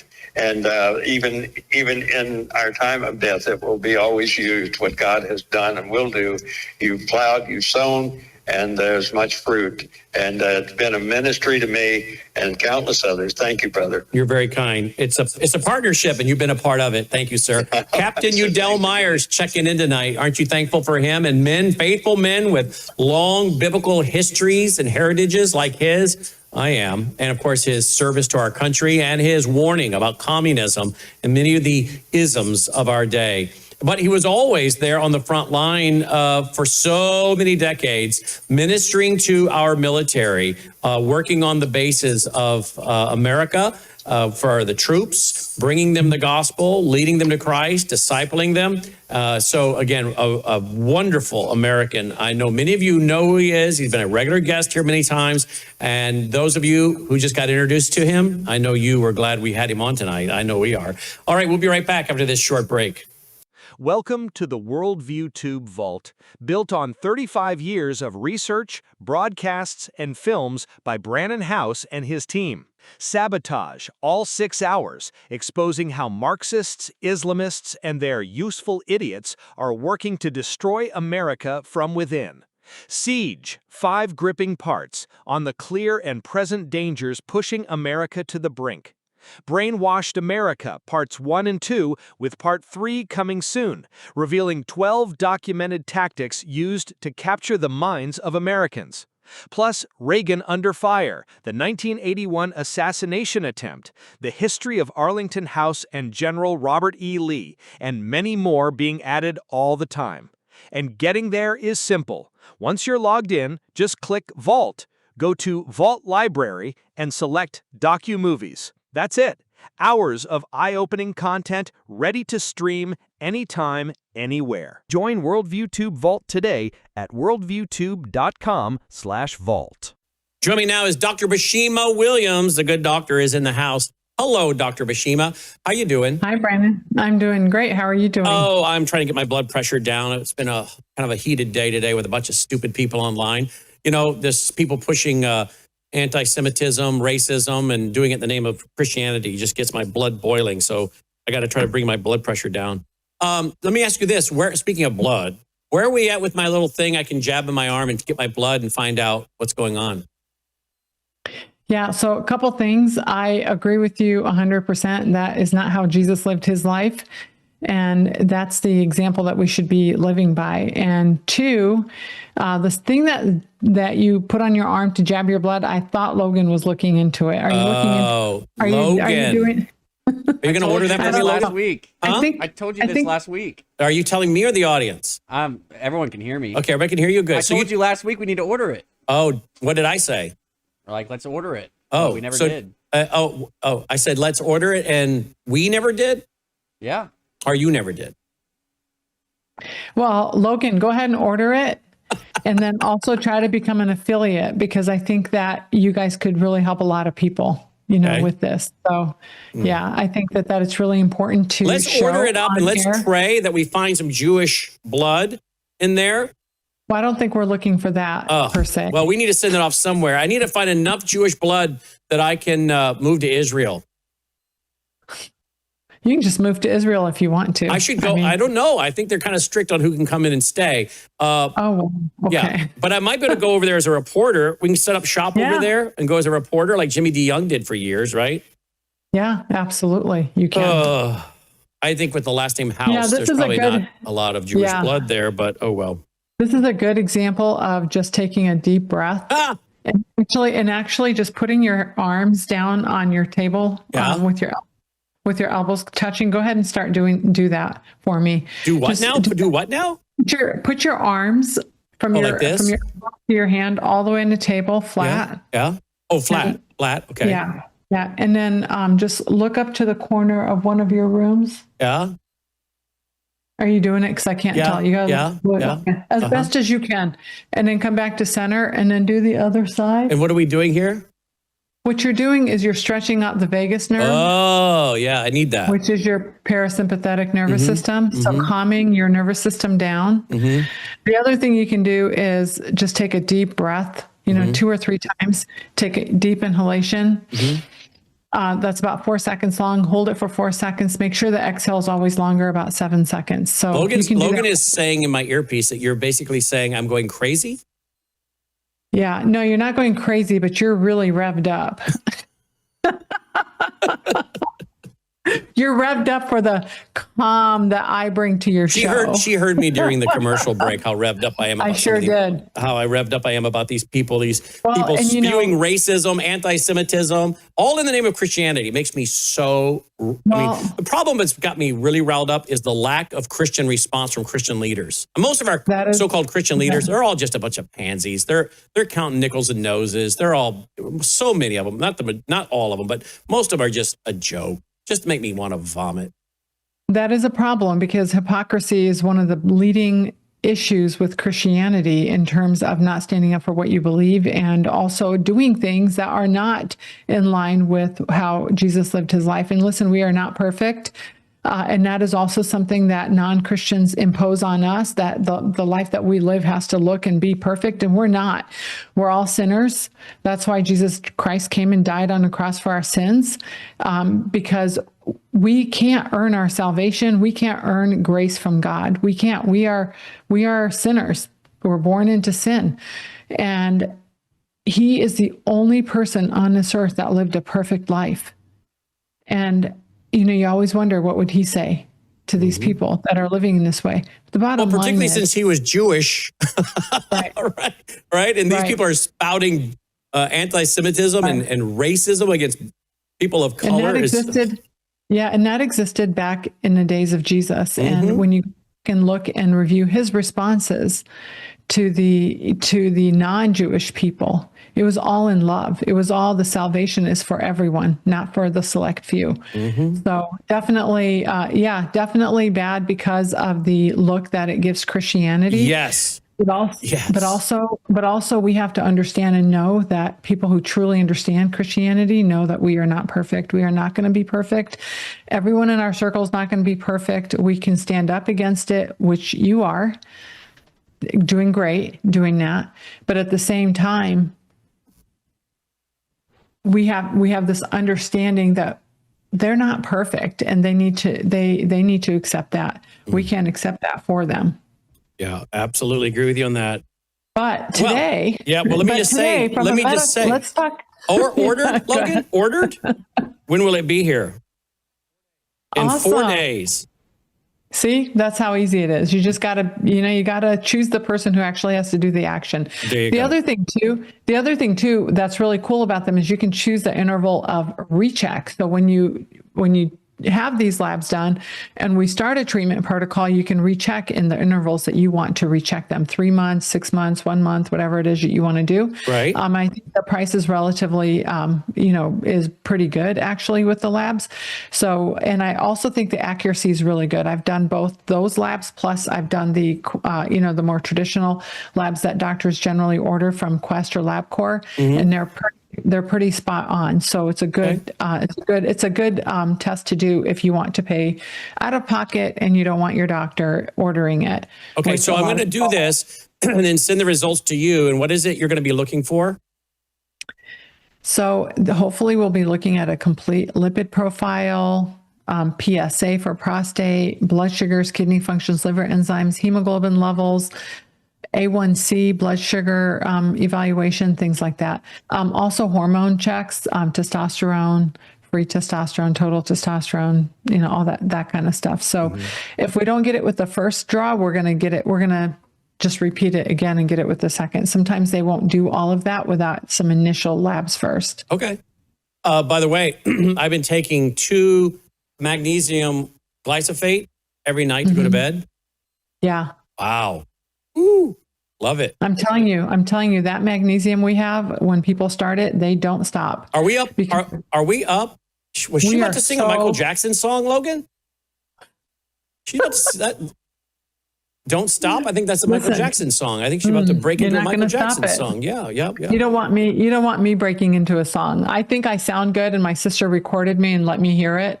Oh goodness. Do you break dance? Oh, I don't do any of that. I'm sorry. I don't break dance. I don't sing. You don't moonwalk?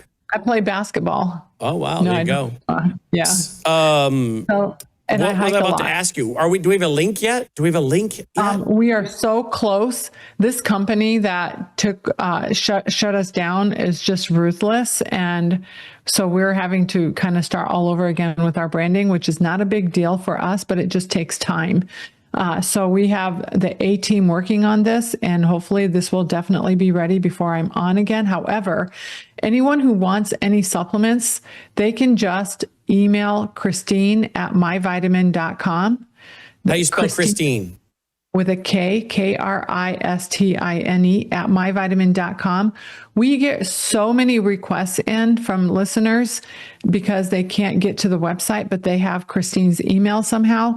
And so that is the email that she wants to be contacted at. And we will help. We can still fill all orders, and all subscription orders are still being filled. But we do not have the ability for new orders to go through at this point. However, that's going to change, and we're going to be better. Through all of this, we're learning how to be better. We're not bitter about it. We're just becoming better and bigger. And so we're learning a lot. This is a learning curve for us and for our team. But we're excited. Listen, we're excited. And we're hopeful, and we have a lot of good things coming up. So we were making some minor changes. We're offering more individual bottles because that's what the demand seems to be. So we're doing that. And like the magnesium you mentioned, that is a combination magnesium glycinate with magnesium malate, very high quality source, very highly absorbed. And that's the biggest difference, right? With some magnesiums, they're hardly absorbed, and you end up with a lot of gut distress, but ours is very clean and very effective. So, if you really knew me, you would know that if I don't love a product, I am not going to promote it, period. And so everything we promote here is stuff that I've used on my patients that I love. But Brandon, I do want to discuss a patient case today. All right. That I just found really, really interesting this week. So just a shout out to everyone who's supporting us with My Vitamin and whatever we're going to name it next, which is probably DBW or BDV for Dr. Bashima Vitamins or Dr. Bashima Williams. We haven't really decided. And so, and then I like Dr. Williams. You get drwilliams.com. We have that, and I don't know how I feel about my name being on bottles of supplements. I guess it's just a humility thing. Can I just tell you from a marketing standpoint, people follow individuals. Yeah, I might do that. Yeah, people follow individuals. They like to follow a trusted individual, and they like you and they trust you. So a lot of them, will just like the fact that it's tied directly to you because they like you and they trust you. Yeah, that's really I know sweet. it's some people it's a pride thing they think, but it's really not. It is your name, and a good name is rather to be chosen than great riches. So you've built up a good name, a good reputation, and you should use that good name. Yeah. Oh, well, thank you so much. Well, I do want to bring a patient case up because I think this will be affecting a lot of people. And I've really done a lot of digging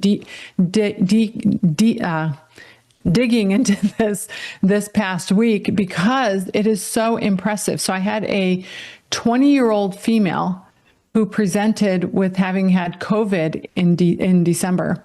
And she was perfectly fine until December. And she got COVID and she goes to, she's a little under stress because she does go to a really big name school, super smart, super smart, A+, straight A's in a Ivy League school.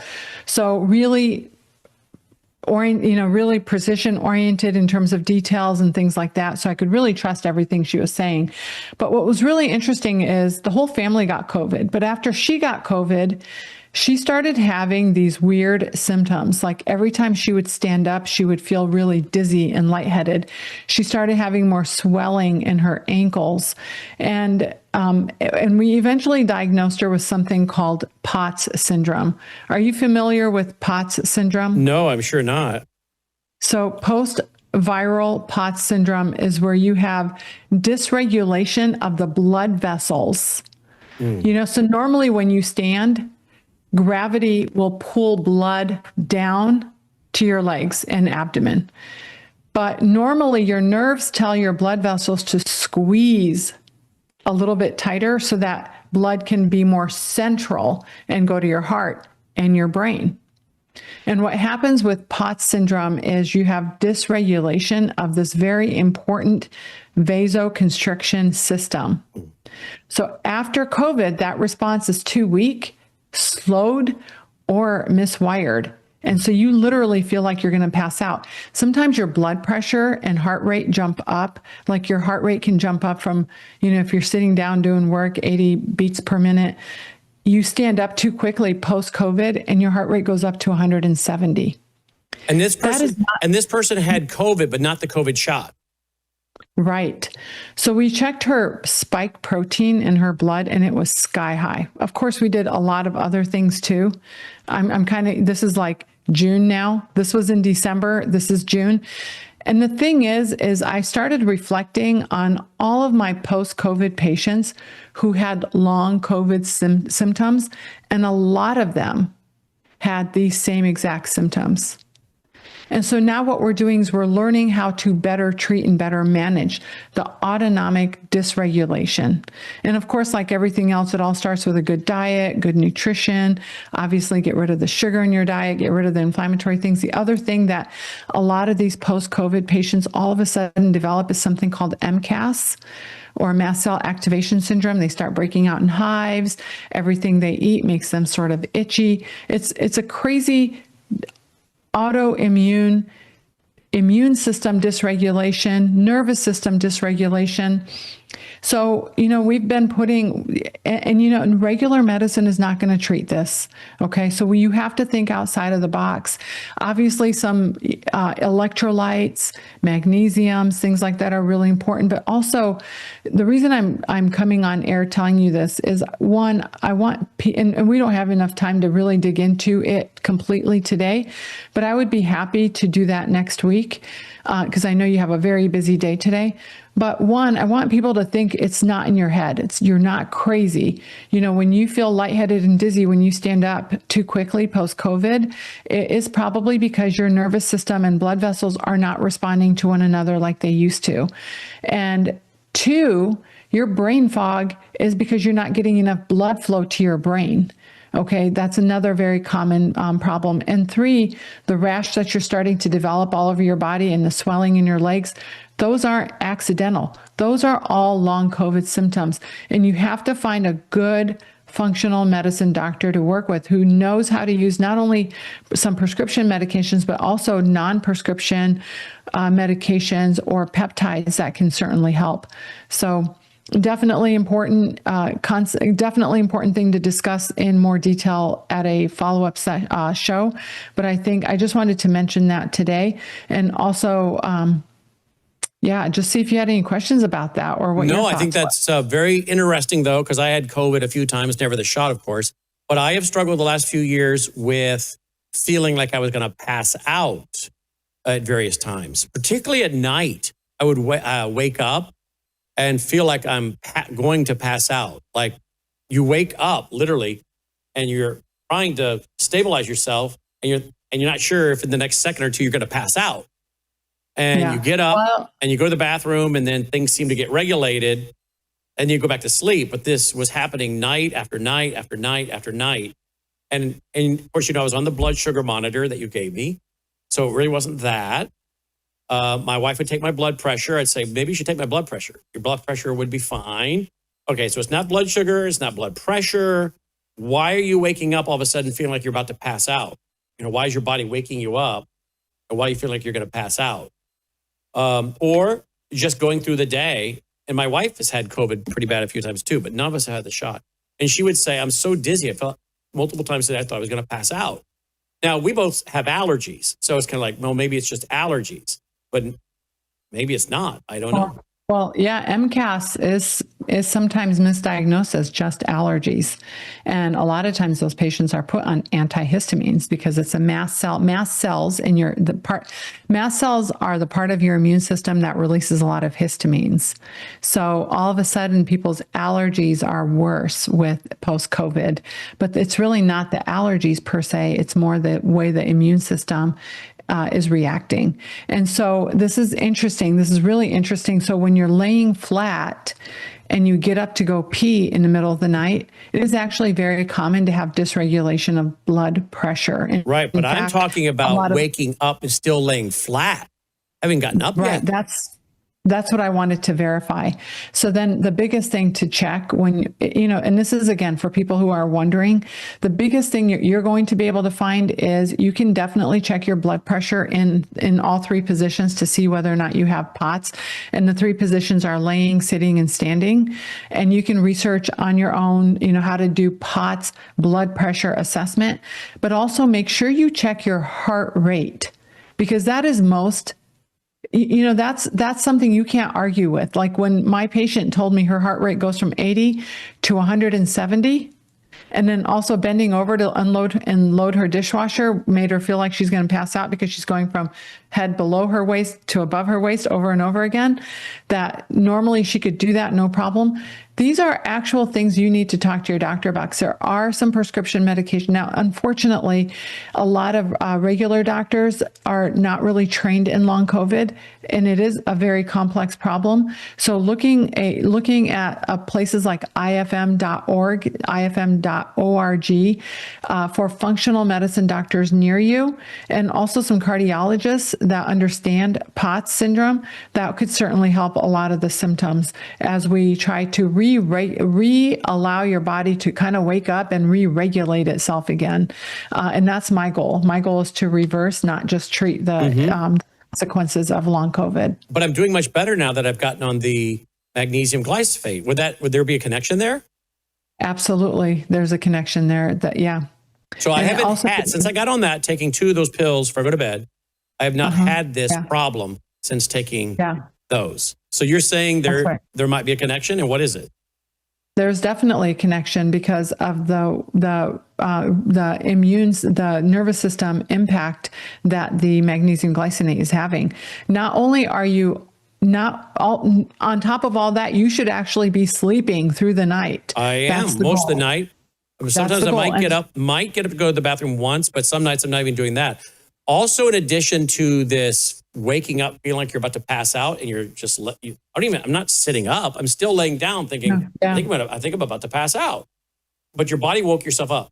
Then you go to look at the clock, and my eyes are so blurry. I cannot focus on the clock. I'm so blurry. I've even said to my wife several times, I can't see. I was having really a hard time even seeing. And it would take a minute or two. And then finally I could get enough vision to see what was going on. But more than once or twice, I would tell her, I'm really having a hard time seeing. And I don't know what the connection to that is, if any. Well, I wonder if your body was fully awake yet. There is something called, there are situations where you can wake up, be fully awake and alert, and you can't move your body. You're literally in paralysis because your body has not woken up. Your nervous system has not woken up yet. Even though you're fully awake, you're literally in paralysis mode.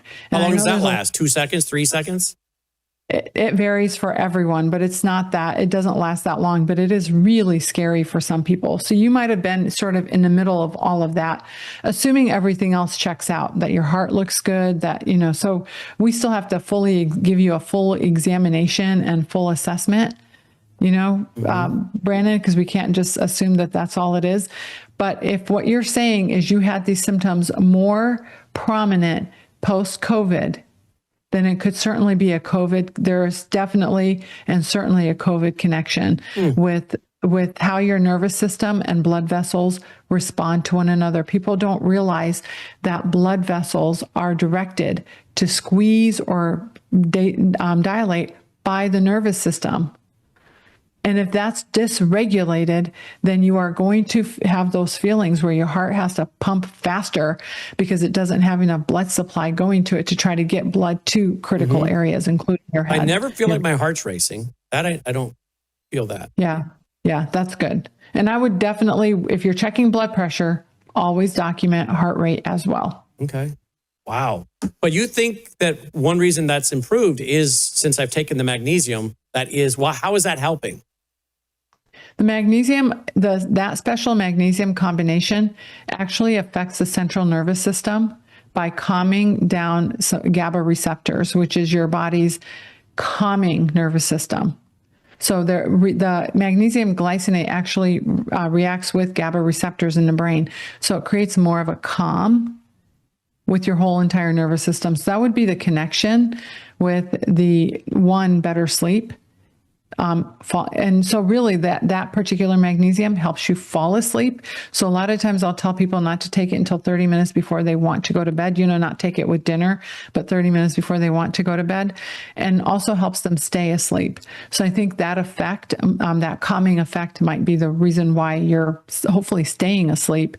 And then also if you're not waking up intermittently when your nervous system is not ready for you to wake up, then your blood vessels don't have to respond in an erratic kind of a way. Wow. Well, it's always fascinating. All right, give out Christina's email one more time, if you don't mind, please. Yeah, Christine at myvitamin.com and that's Christine with a K. If there's any supplements you want, including the magnesium, just send her a message on her email and she will be happy to respond. She loves getting emails actually, so. Good. All right, let's hope next week we got a new link we can start promoting. That's right. All right, you guys. Thank you. Have a blessed Dr. day. Take care. Bashima checking in tonight. There you go. Hey, do you feel more calm now? I do. Just talking to you has made me more calm. Look at that. I mean, yeah, we're not perfect. No, but you have a very calming way about you, don't you? I bet your husband says that, right? Your kids? I don't know. One of my daughters says it. The other one, doesn't, but a lot of people do. Yeah. I do bring calm because you know what? You have to be calm if you're running a code. Yes, so you do. I've trained my body to be calm. Well, you are. You're pretty chill, as the kids would say, right, kids? Yeah. Dr. Bashima checking in. Dr. Chill. That's her nickname now. Yeah. Dr. Chill. All right, guys, that's our broadcast for tonight. Roll the music. Let's call it a night. And as always, thank you for your support as we are a listener-supported network. WorldviewFoundation.com, WorldviewFoundation.com. And as always, you'll find our mailing address there if you prefer to support us through the mail. Folks, I want to urge you again to go to WorldviewTube.com, get my radio show and TV show from today, send it everywhere. James Lindsay texted me tonight. He said, excellent. Colonel Rob Manus said, I am really concerned and I'm only halfway through. I'm getting a lot of emails and texts tonight. You need to send that show everywhere. Send it to your pastor, your elders, your deacons. Send it to every concerned Christian. Post it on every Facebook, Truth Social, whatever you have. Take that radio show from today at worldviewtube.com. Worldviewtube.com. Find it and post it. I'll show you right where it's at. There it is, right there. Spiritual deception, why Christian nationalism is becoming a spiritual threat. Go there to worldviewtube.com, grab the link, send it everywhere, folks. We have an obligation, a biblical mandate to mark those and avoid them who are causing this doctrinal division and teaching heresy. And the Bible warns again of men who have risen from within to draw away the disciples after themselves. Go there now, please. We're going to air my show from 1 o'clock Central Time today, right now. Maybe even text, tweet, and ask people to tune in right now to Worldview Tube to see this. Then go to Worldview Tube, grab the link, and send it to everyone that can't watch it right now live. This show needs to be seen by every self-professing Christian so they know how to respond to these men that have risen from within. So next time, I'm Brandon House. May God save America. Take care.